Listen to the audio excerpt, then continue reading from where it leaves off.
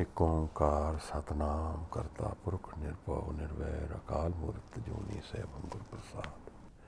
ਧੰਨ ਧੰਨ ਗੁਰੂ ਗ੍ਰੰਥ ਸਾਹਿਬ ਜੀ ਮਹਾਰਾਜ। ਗੁਰੂ ਗੋਬਿੰਦ ਸਿੰਘ ਸਾਹਿਬ ਸੱਚੇ ਪਾਤਸ਼ਾਹ ਜੀ, ਗੁਰੂ ਨਾਨਕ ਦੇਵ ਸਾਹਿਬ, ਭੂਲ ਛਿਮੋ ਹਮਰੀ ਪ੍ਰਭਾਪਨ, ਭੂਲਨਹਾਰ ਕਹਾਂ ਕੋ ਮੋਸੋ ਮਹਾਰਾਜ। ਵਾਹਿਗੁਰੂ ਜੀ ਕਾ ਖਾਲਸਾ, ਵਾਹਿਗੁਰੂ ਜੀ ਕੀ ਫਤਿਹ।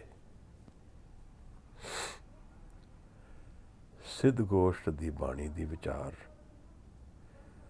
ਅਸੀਂ ਕੁਝ ਦਿਨ ਤੋਂ ਕਰ ਰਹੇ ਹਾਂ।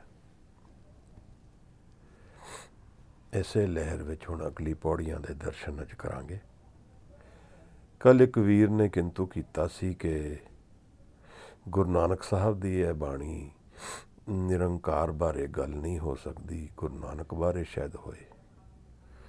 ਦਰਅਸਲ ਗੱਲ ਕੀ ਹੈ ਕਿ ਅਗਰ ਇਹੋ ਜਿਹੀ ਉੱਤਮ ਬਾਣੀ ਦੇ ਵਿੱਚ ਅਸੀਂ ਰੋਜ਼ਮर्रा ਦੇ ਵਿਚਾਰਾਂ ਦੀ ਹੀ ਵਾਰਤਾਲਾਪ ਕਰਨੀ ਤਾਂ ਉਸ ਬਾਣੀ ਦਾ ਜਿਹੜਾ ਪ੍ਰਭਾਵ ਹੈ, ਅਸਲ ਤੱਤ ਹੈ, ਉਹ ਸਾਡੇ ਤੋਂ ਵਿਚਲ ਜਾਏਗਾ। ਇਹ ਚੀਜ਼ ਬਾਣੀ ਦੇ ਵਿੱਚ ਪੁੱਛਣਾ ਕਿ ਤੁਹਾਡਾ ਨਾਂ ਕੀ ਹੈ ਔਰ ਤੁਸੀਂ ਕਿੱਥੋਂ ਆਏ ਔਰ ਕਿੱਥੇ ਗਏ, ਇਹ ਫਿਜ਼ੀਕਲ ਲੈਵਲ ਔਰ ਪਲੇਨ ਦੀ ਗੱਲ ਹੈ। ਗੁਰੂ ਨਾਨਕ ਦੇ ਜਿਤਨੇ ਵੀ ਸਬਮਿਸ਼ਨਸ ਹਨ ਬਾਣੀ ਦੇ ਵਿੱਚ, ਉਹਨਾਂ ਦਾ ਤਤਪਰਯ, ਉਹਨਾਂ ਦਾ ਰਿਲੇਸ਼ਨ ਸਪਿਰਿਚੁਅਲਿਟੀ ਨਾਲ ਹੈ। ਉਸ ਰੈਲਮ ਦੀ ਉਹ ਗੱਲ ਕਰਦੇ ਆ ਸਾਹਿਬ ਜਿਸ ਦੇ ਬਾਰੇ ਸਾਨੂੰ ਗਿਆਨ ਨਹੀਂ ਹੈ, ਜਿਹਦਾ ਗਿਆਨ ਸਾਡੇ ਤੋਂ ਦੂਰ ਹੈ। ਐਸੇ ਭਾਵ ਵਿੱਚ ਕੱਲ੍ਹ ਦੀ ਜਿਹੜੀ ਦੋ ਪੌੜੀਆਂ ਨੇ, ਦੂਜੀ ਔਰ ਤੀਜੀ, ਅਗਰ ਅਸੀਂ ਫਿਜ਼ੀਕਲ ਪਲੇਨ ਦੀ ਹੀ ਗੱਲ ਕਰਾਂਗੇ ਤਾਂ ਉਹਦਾ ਦੂਜੀ ਪੌੜੀ ਦਾ ਤੀਜੀ ਪੌੜੀ ਨਾਲ ਕੋਈ ਰਿਲੇਸ਼ਨਸ਼ਿਪ ਨਹੀਂ ਬਣਦਾ, ਕਿਉਂਕਿ ਤੀਜੀ ਪੌੜੀ ਦੇ ਵਿੱਚ ਗਹਿਨ ਸਪਿਰਿਚੁਅਲ ਆਨਸਰਸ ਹਨ, serious spiritual answers, and the answers are coming from the question raised in the second ਪੌੜੀ। ਇਸ ਕਰਕੇ ਹੀ ਇਹ ਵਾਰਤਾਲਾਪ ਇਸ ਤਰ੍ਹਾਂ ਦੀ ਸਬਮਿਸ਼ਨ ਵਿੱਚ ਆ ਰਹੀ ਹੈ ਜਿਸ ਤਰ੍ਹਾਂ ਆਪ ਨਾਲ ਮੈਂ ਕੱਲ੍ਹ ਸ਼ੇਅਰ ਕੀਤੀ। ਅੱਜ ਦੀ ਪੌੜੀਆਂ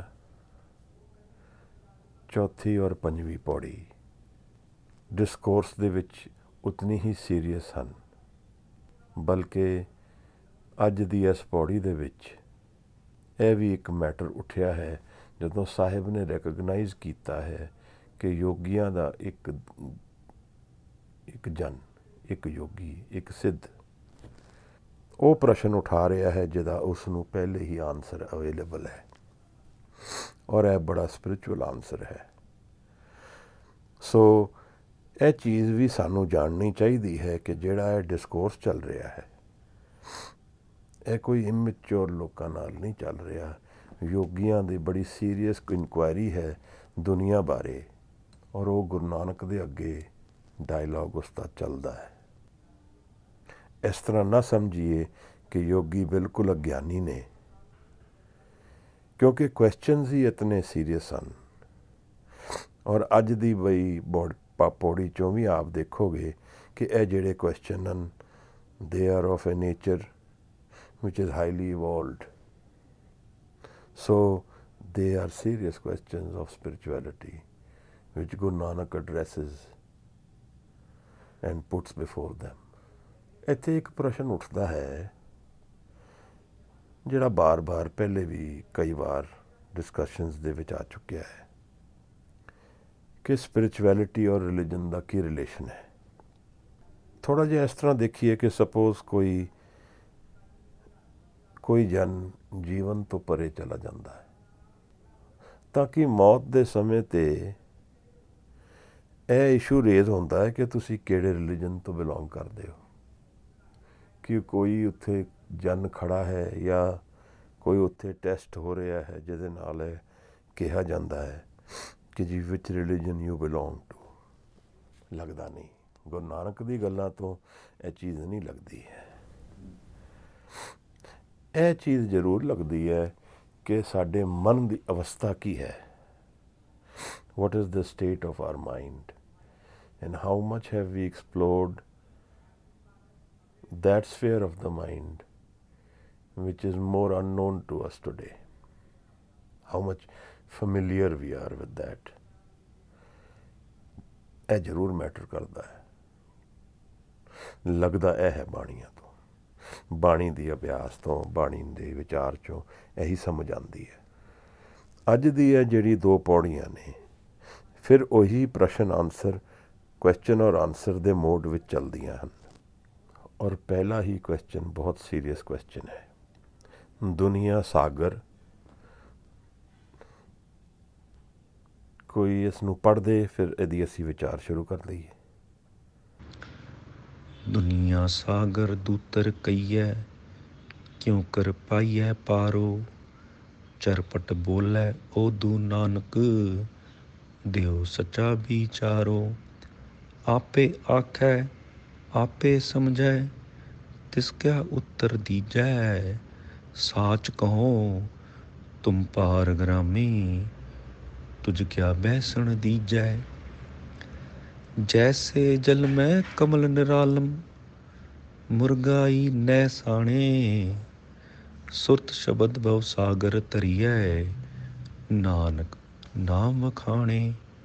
ਰਹੇ ਇਕਾਂਤ ਏਕੋ ਮਨ ਵਸਿਆ, ਆਸਾ ਮਾਇ ਨਿਰਾਸੋ। ਅਗਮ ਅਗੋਚਰ ਦੇਖ ਦਿਖਾਏ, ਨਾਨਕ ਤਾਕਾ ਦਾਸੋ। ਚੌਥੀ ਪੌੜੀ ਦੀ ਜਿਹੜਾ ਪਹਿਲਾ ਪਦ ਹੈ, ਦੁਨੀਆ ਸਾਗਰ ਦੁੱਤਰ ਕਹੀਏ, ਕਿਉਂ ਕਰ ਪਾਈਏ ਪਾਰੋ।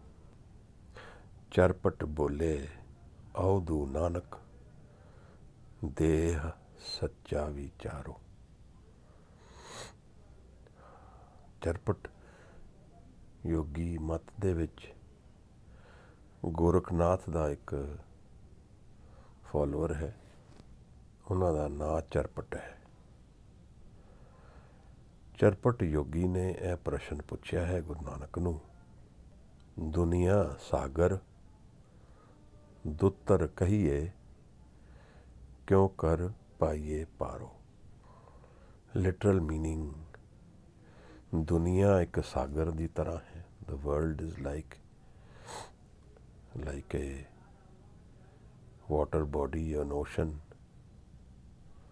Duttar is from Dushtar. Dushtar, difficult to cross. ਕਹੀਏ ਦੁਨੀਆ ਇੱਕ ਸਾਗਰ ਹੈ ਜਿਹੜਾ ਡਿਫਿਕਲਟ ਹੈ ਟੂ ਕ੍ਰੋਸ। ਕਿਉਂ ਕਰ ਪਾਈਏ ਪਾਰੋ, ਇਹਨੂੰ ਇਸ ਤਰ੍ਹਾਂ ਕਿਸ ਤਰ੍ਹਾਂ ਪਾਰ ਜਾਈਏ। ਇਹ ਚਰਪਟ ਜੋਗੀ ਦਾ ਪ੍ਰਸ਼ਨ ਹੈ। ਔਰ ਇਹ ਪ੍ਰਸ਼ਨ ਆਪਣੇ ਆਪ ਵਿੱਚ ਬਹੁਤ ਸੀਰੀਅਸਨੈਸ ਦਿਖਾਉਂਦਾ ਹੈ। ਬੜੇ ਇੰਟਰਸਟਿੰਗਲੀ ਕਈ ਵਾਰ ਜੀਵਨ ਨੂੰ ਸਾਗਰ ਕਿਹਾ ਗਿਆ ਹੈ। ਸਾਗਰ ਇੱਕ ਸੀ, life like a sea, difficult to cross. Charpat ਪੁੱਛਦਾ ਹੈ ਗੁਰੂ ਨਾਨਕ ਨੂੰ, ਫਿਰ ਇਸ ਤੋਂ ਪਾਰ ਕਿਵੇਂ ਜਾਈਏ। ਇਹਦਾ ਤੱਤ ਮੀਨਿੰਗ ਥੋੜ੍ਹਾ ਵਿਚਾਰੀਏ, ਇਸ ਦਾ ਤੱਤ ਗਿਆਨ ਥੋੜ੍ਹਾ ਸਮਝੀਏ। ਇਸ ਤੋਂ ਭਾਵ ਅਰਥ, ਦਾ essence of the question needs to be understood. So ਦੁਨੀਆ ਸਾਡਾ ਜੀਵਨ ਹੈ, ਸਾਗਰ ਦੀ ਤਰ੍ਹਾਂ ਹੈ। ਦੁਨੀਆ ਨੂੰ ਸਾਗਰ ਕਿਉਂ ਕਿਹਾ ਹੈ?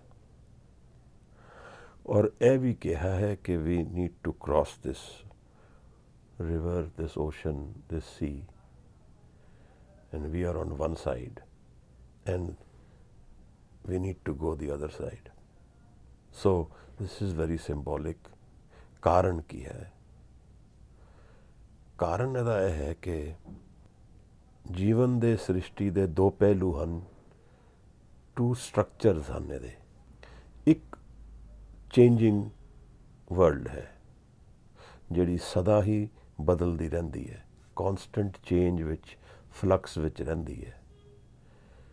And that's the world we perceive. ਜਿਹੜੀ ਦੁਨੀਆ ਸਾਨੂੰ ਦਿਖਦੀ ਹੈ ਉਹ ਸਦਾ ਬਦਲਦੀ ਹੋਈ ਦੁਨੀਆ ਹੈ। ਜਿਵੇਂ ਇੱਕ ਵੀਲ ਚੱਲਦਾ ਹੋਏ, ਉਹ ਸਦਾ ਮੂਵਮੈਂਟ ਵਿੱਚ ਹੋਏ, ਪਰ ਜੋ ਕੁਝ ਸਾਨੂੰ ਦਿਖਦਾ ਹੈ, ਸੁਣਦਾ ਹੈ, ਸੈਂਸਸ ਤੋਂ ਪਰਸੀਵ ਹੁੰਦਾ ਹੈ, that is all changing world. We don't, through our senses, have the ability to find the unchanging world. But spirituality ਵਿੱਚ ਇਹ ਮੰਨਿਆ ਹੈ ਕਿ there is a part of the world which is unchanging, which is always stable, which is constant, and which is forever timeless and not dependent on change, time, space and cause. ਉਸੇ ਨੂੰ ਗੁਰੂ ਸਾਹਿਬ ਨੇ ਮੂਲ ਮੰਤਰ ਦੇ ਵਿੱਚ ਸਤਨਾਮ ਕਿਹਾ ਹੈ। ਹੁਣ ਇਹ ਜਿਹੜੀ ਵਾਟਰ ਬੋਡੀ ਦੀ ਗੱਲ ਕਰ ਰਹੇ ਹਾਂ, ਅਸੀਂ ਸਾਗਰ ਦੀ ਗੱਲ ਕਰ ਰਹੇ ਹਾਂ, ਦੁਨੀਆ ਵਰਲਡ ਨੂੰ ਸੀ ਦੀ ਤਰ੍ਹਾਂ ਅਸੀਂ ਸਬਮਿਟ ਕਰਦੇ ਹਾਂ। ਉਹਦਾ ਕਾਰਨ ਕੀ ਹੈ ਕਿ ਅਸੀਂ ਅਨਚੇਂਜਿੰਗ ਵਰਲਡ ਵਿੱਚ ਰਹਿੰਦੇ ਹਾਂ ਔਰ ਅਨਚੇਂਜਿੰਗ ਵਿੱਚ ਪਹੁੰਚਣਾ ਸਾਡੀ ਡੈਸਟੀਨੇਸ਼ਨ ਹੈ। ਕਾਰਨ ਇਹਦਾ ਕੀ ਹੈ? ਅਸੀਂ ਅਗਰ ਇੱਕ ਸਕੂਲ ਵਿੱਚ ਕਦੇ ਜਾਂਦੇ ਹਾਂ, ਸੋ ਵੀ ਸਟੱਡੀ ਫॉर 12 years ਔਰ 14 years, ਪੜ੍ਹ ਕੇ ਜਦੋਂ ਅਸੀਂ ਬਾਹਰ ਜਾਂਦੇ ਹਾਂ ਅਤੇ ਸਕੂਲ ਤੋਂ ਫ੍ਰੀ ਹੋ ਜਾਂਦੇ ਹਾਂ, ਫਿਰ ਅਸੀਂ ਉਸ ਸਕੂਲ ਤੋਂ ਪਾਰ ਚਲੇ ਗਏ। ਹੁਣ ਸਾਨੂੰ ਉਸ ਸਕੂਲ ਦੇ ਵਿੱਚ ਰਹਿਣ ਦੀ ਅੱਗੇ ਲੋੜ ਨਹੀਂ ਹੈ ਔਰ ਉਸ ਤੋਂ ਬਿਨਾਂ ਸਾਡੀ ਐਗਜ਼ਿਸਟੈਂਸ ਹੈ। ਇਸੇ ਤਰ੍ਹਾਂ ਹੀ ਅਗਰ ਅਸੀਂ ਬੋਟ ਦੇ ਉੱਤੇ ਪੈਰ ਰੱਖਦੇ ਹਾਂ ਔਰ ਉਸ ਤੋਂ ਅਸੀਂ ਸੀ ਕ੍ਰੋਸ ਕਰਦੇ ਹਾਂ, ਤਾਂ ਜਦੋਂ ਪਾਰ ਜਾਂਦੇ ਹਾਂ ਫਿਰ ਸਾਨੂੰ ਉਸ ਬੋਟ ਦੀ ਲੋੜ ਨਹੀਂ ਹੈ। ਫਿਰ then when we cross the sea we can leave the boat and go into the other side of the sea without carrying the boat with us. ਇਸੇ ਤਰ੍ਹਾਂ ਜਿਹੜਾ ਇਹ ਸਰੀਰ ਹੈ ਇੱਕ ਵਾਹਨ ਦੀ ਤਰ੍ਹਾਂ ਹੈ। ਅਸੀਂ ਇਹਨੂੰ ਵਰਤ ਕੇ ਜੀਵਨ ਦੇ ਸਾਗਰ ਤੋਂ ਪਾਰ ਜਾਂਦੇ ਹਾਂ ਔਰ ਅਗਰ ਅਸੀਂ ਦੂਸਰੇ ਪਾਰ ਵਿੱਚ ਪਹੁੰਚ ਜਾਂਦੇ ਹਾਂ ਫਿਰ ਸਾਡੀ dependence on the physical body ਖਤਮ ਹੋ ਜਾਂਦੀ ਹੈ। ਫਿਰ ਸਾਡੀ ਨੀਡ ਆਫ ਦ ਫਿਜ਼ੀਕਲ ਨਹੀਂ ਰਹਿੰਦੀ ਹੈ। ਫਿਰ ਸਾਡਾ pull towards the changing world ਬਹੁਤ ਘੱਟ ਜਾਂਦਾ ਹੈ। So we have used the physical frame to find a state of existence which is independent of the physical plane. So we are free of the physical. ਕਿਉਂਕਿ ਇਹ ਜਿਹੜਾ ਜੀਵਨ ਜਿਸ ਨੂੰ ਅਸੀਂ ਜਾਣਦੇ ਹਾਂ ਇਹਦੇ ਵਿੱਚ ਬੰਧਨ ਹਨ। ਇਹ ਬੰਧਨਾਂ ਨਾਲ ਭਰਿਆ ਹੈ ਔਰ ਹਰ ਜਗ੍ਹਾ ਬੰਧਨ ਤੋਂ ਹੀ ਜੀਵਨ ਹੈ। ਆਪ ਕਿਸੇ ਵੀ ਪਹਿਲੂ ਨੂੰ ਨੋਨ ਵਰਲਡ ਦੇ ਅਗਰ ਐਕਸਪਲੋਰ ਕਰੋਗੇ ਆਪ ਨੂੰ ਹਰ ਜਗ੍ਹਾ ਦੇ ਉੱਤੇ ਬੰਧਨ ਦਿਖੇਗਾ, ਚਾਹੇ ਉਹ ਰਿਸ਼ਤੇ ਹੋਣ, ਚਾਹੇ ਉਹ ਆਪਣੇ ਰੋਜ਼ਮर्रा ਦੇ ਕੰਮ ਹੋਣ, ਕਾਰੋਬਾਰ ਹੋਣ, ਚਾਹੇ ਉਹ ਕੋਈ ਅਹੁਦਾ ਹੋਏ, ਚਾਹੇ ਉਹ ਵੈਲਥ ਹੋਏ, ਸਟੇਟਸ ਹੋਏ, ਹਰ ਚੀਜ਼ ਵਿੱਚ ਬੰਧਨ ਹੈ। ਬਿਨਾਂ ਬੰਧਨ ਦੇ ਕੁਛ ਨਹੀਂ ਹੈ। ਈਵਨ ਜਿਹੜਾ ਪ੍ਰੇਮ ਦੁਨੀਆ ਵਿੱਚ ਡਿਫਾਈਨ ਹੁੰਦਾ ਹੈ ਉਹ ਵੀ ਬੰਧਨ ਦੀ ਤਰ੍ਹਾਂ ਹੀ ਲੱਗਦਾ ਪਿਆ ਹੈ।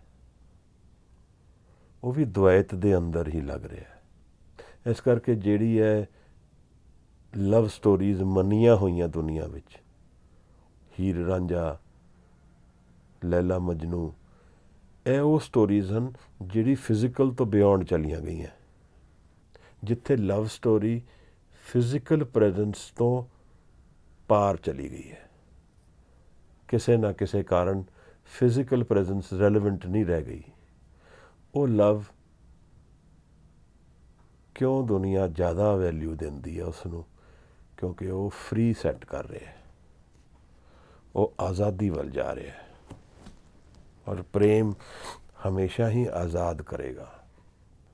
ਸੋ ਇਹ ਜਿਹੜਾ ਸਾਗਰ ਦੀ ਰੈਫਰੈਂਸ ਹੈ, ਸੀ ਦੀ ਰੈਫਰੈਂਸ ਹੈ ਦੁਨੀਆ ਬਾਰੇ, ਇਹਨੂੰ ਸਮਝਣਾ ਜ਼ਰੂਰੀ ਹੈ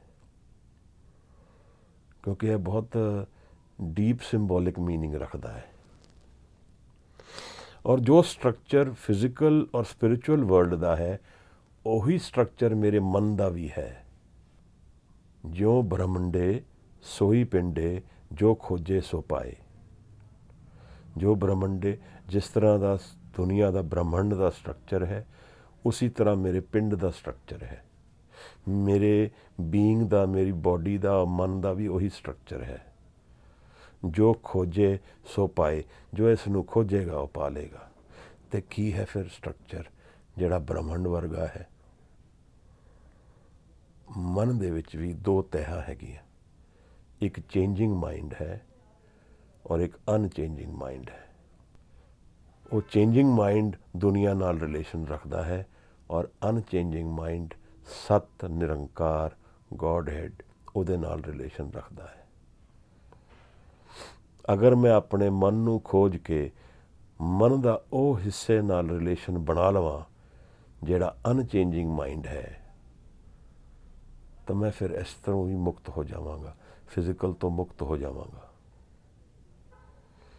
ਫਿਰ ਮੌਤ ਮੈਨੂੰ ਫਿਜ਼ੀਕਲ ਤੋਂ ਤਾਂ ਤੋੜ ਦੇਗੀ, ਪਰ ਮੇਰੀ ਇਨਰ ਸਪਿਰਿਚੁਅਲਿਟੀ ਸਦਾ ਮੇਰੇ ਨਾਲ ਰਹੇਗੀ ਔਰ ਉਹ ਫਾਊਂਡੇਸ਼ਨ ਮੇਰੇ ਜੀਵਨ ਦੀ ਸਪਿਰਿਚੁਅਲ ਲਾਈਫ ਦੀ ਬਣ ਜਾਏਗੀ, ਜਿਹਦੀ 'ਤੇ ਡਿਪੈਂਡੈਂਸ ਫਿਜ਼ੀਕਲ ਵਰਲਡ ਦੀ ਨਹੀਂ ਰਹਿੰਦੀ। ਫਿਰ now even if there is nobody, I still am and I am aware of it.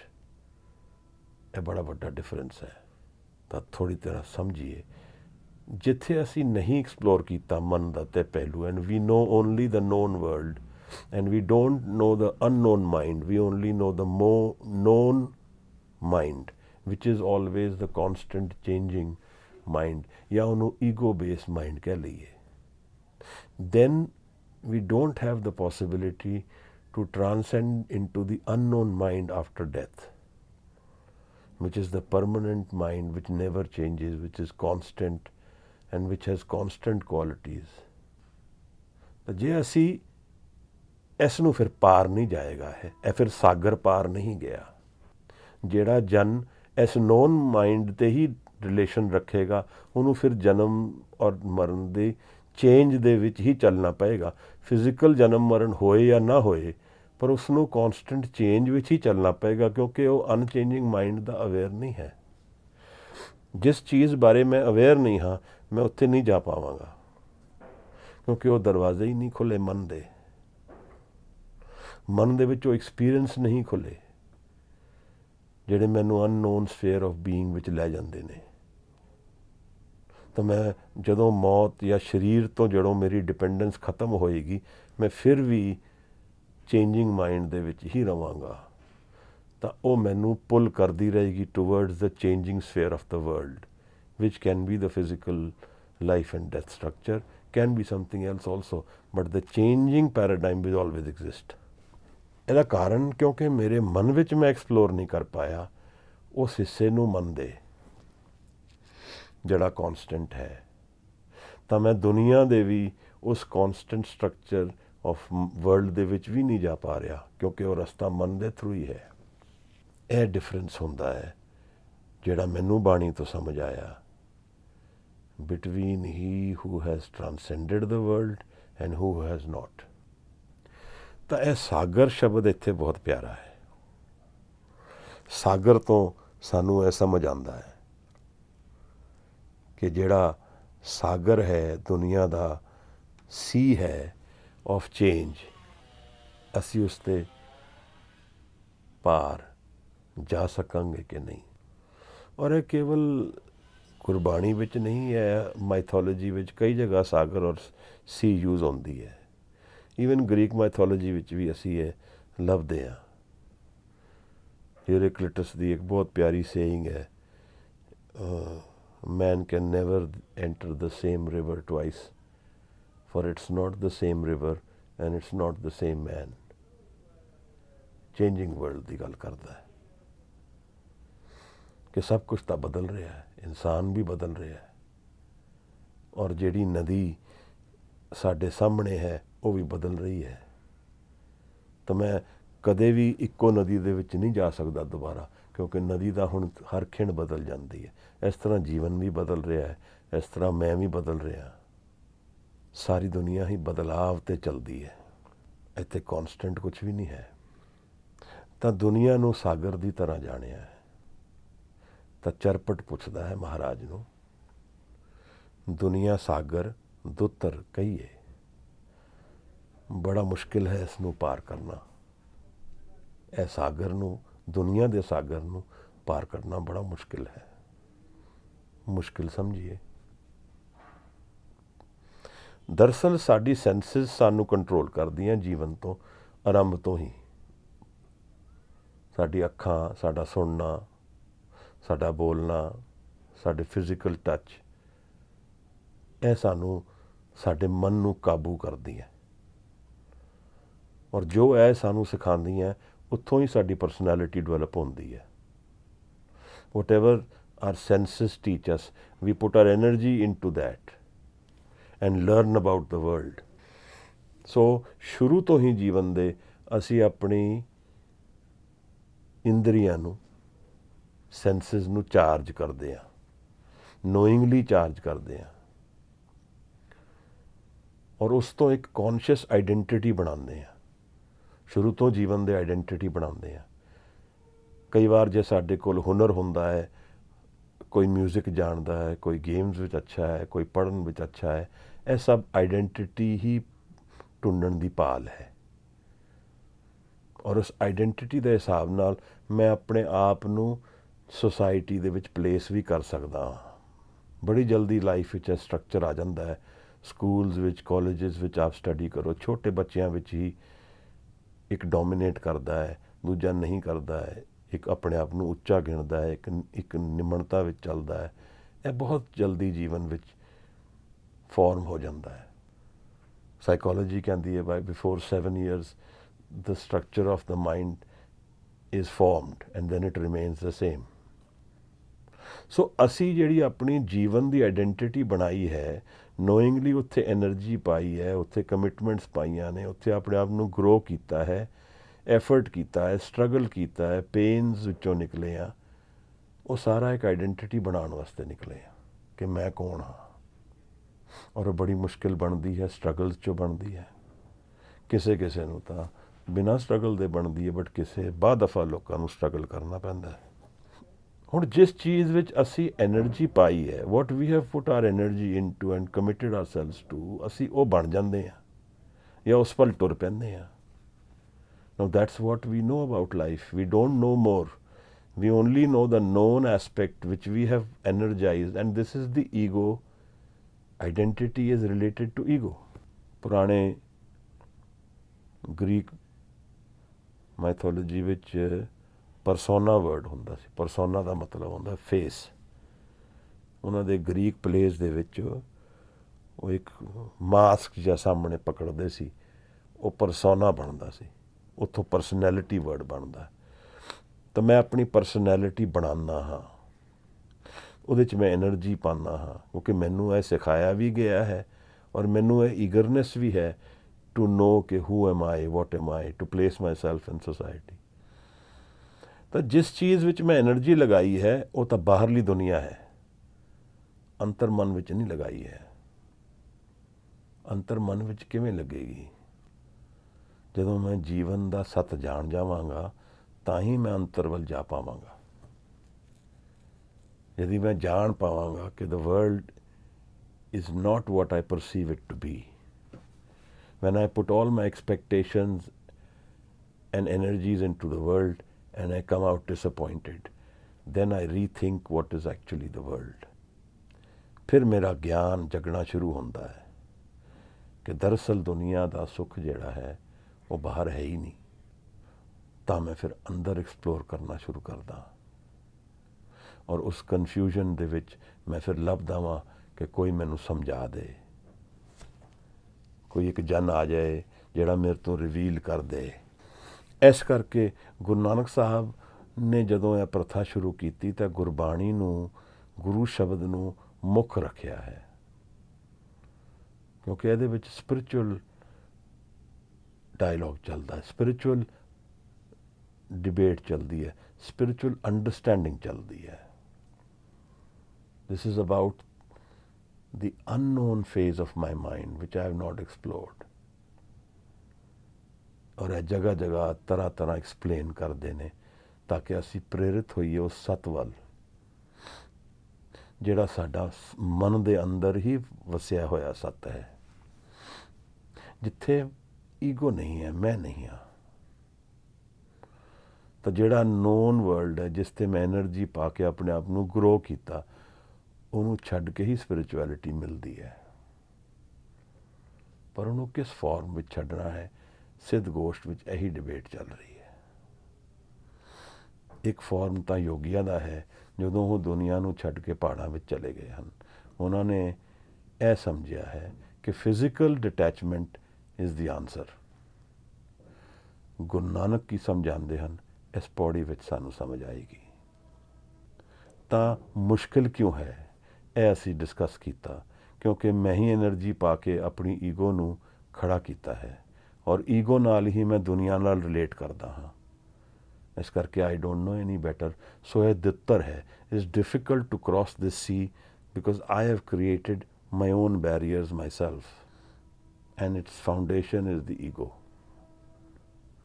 ਮੈਂ ਹਾਂ, ਮੇਰੀ ਫਾਊਂਡੇਸ਼ਨ ਬਣ ਗਈ ਹੈ। ਤਾਂ ਇਹ ਮੇਰੀ ਪ੍ਰੋਬਲਮ ਵੀ ਹੈ, ਪਰ ਗੁਰੂ ਨਾਨਕ ਕਹਿੰਦਾ ਹੈ ਇਹਦੇ ਵਿੱਚ ਸਲਿਊਸ਼ਨ ਵੀ ਅੰਦਰ ਹੀ ਇਹਦੇ ਹੈ। ਹਉਮੈ ਦੀਰਘ ਰੋਗ ਹੈ, दारू भी इस माहे, सल्यूशन भी ਇਹਦੇ ਵਿੱਚ ਹੀ ਹੈ। ਚਰਪਟ ਯੋਗੀ ਪ੍ਰਸ਼ਨ ਪੁੱਛਦਾ ਹੈ, ਦੁਨੀਆ ਸਾਗਰ ਦੁੱਤਰ ਕਹੀਏ। The world is like a sea difficult to cross. My life is like a sea difficult to cross. And Q ਕਰ ਪਾਈਏ ਪਾਰੋ, how do I cross this? Cross towards what? Cross towards that sphere of the world which is permanent, that sphere of my mind which is permanent. Charpat ਬੋਲੇ ਅਵਧੂ ਨਾਨਕ।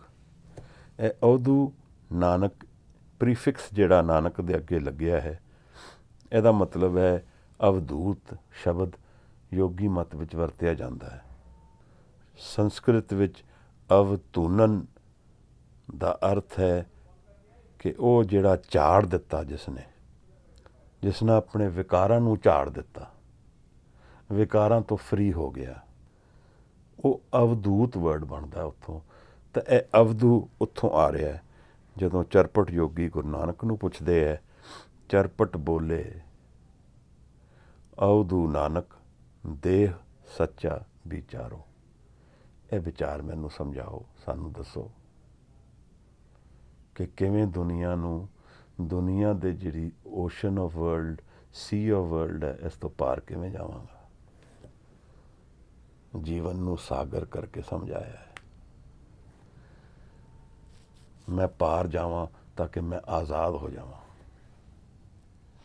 ਮੈਂ ਪਾਰ ਜਾਵਾਂ ਤਾਂ ਕਿ ਮੈਂ physical ਤੋਂ ਮੁਕਤ ਹੋ ਜਾਵਾਂ। ਮੈਂ ਪਾਰ ਜਾਵਾਂ ਤਾਂ ਕਿ ਮੈਂ ਅੰਤਰ ਦੇ ਆਨੰਦ ਨੂੰ ਜਾਣ ਲਵਾਂ। ਕਿਵੇਂ? ਅਵਧੂ ਨਾਨਕ ਅਵਧੂਤ ਸਮਝਾਓ। ਗੁਰੂ ਮਹਾਰਾਜ ਜਿਹੜੀ ਅਗਲੀ ਲਾਈਨਾਂ ਬਖਸ਼ਦੇ ਹੈ, ਉਹ ਕਹਿੰਦੇ ਹੈ, ਆਪੇ ਆਖੇ ਆਪੇ ਸਮਝੇ, ਤਿਸ ਕਿਆ ਉੱਤਰ ਦੀਜੇ। ਆਪੇ ਆਖੇ, ਆਪਣੇ ਆਪ ਬੋਲਦੇ ਹੋ, ਆਪੇ ਸਮਝੇ, ਤਿਸ ਕਿਆ ਉੱਤਰ ਦੀਜੇ। ਪ੍ਰਸ਼ਨ ਵੀ ਪੁੱਛ ਰਹੇ ਹੋ, ਪਰ ਤੁਹਾਨੂੰ ਜਵਾਬ ਤਾਂ ਪਤਾ ਹੈ। ਇਹ ਇੱਕ ਬਹੁਤ ਰਿਵੀਲਿੰਗ ਸਟੇਟਮੈਂਟ ਹੈ।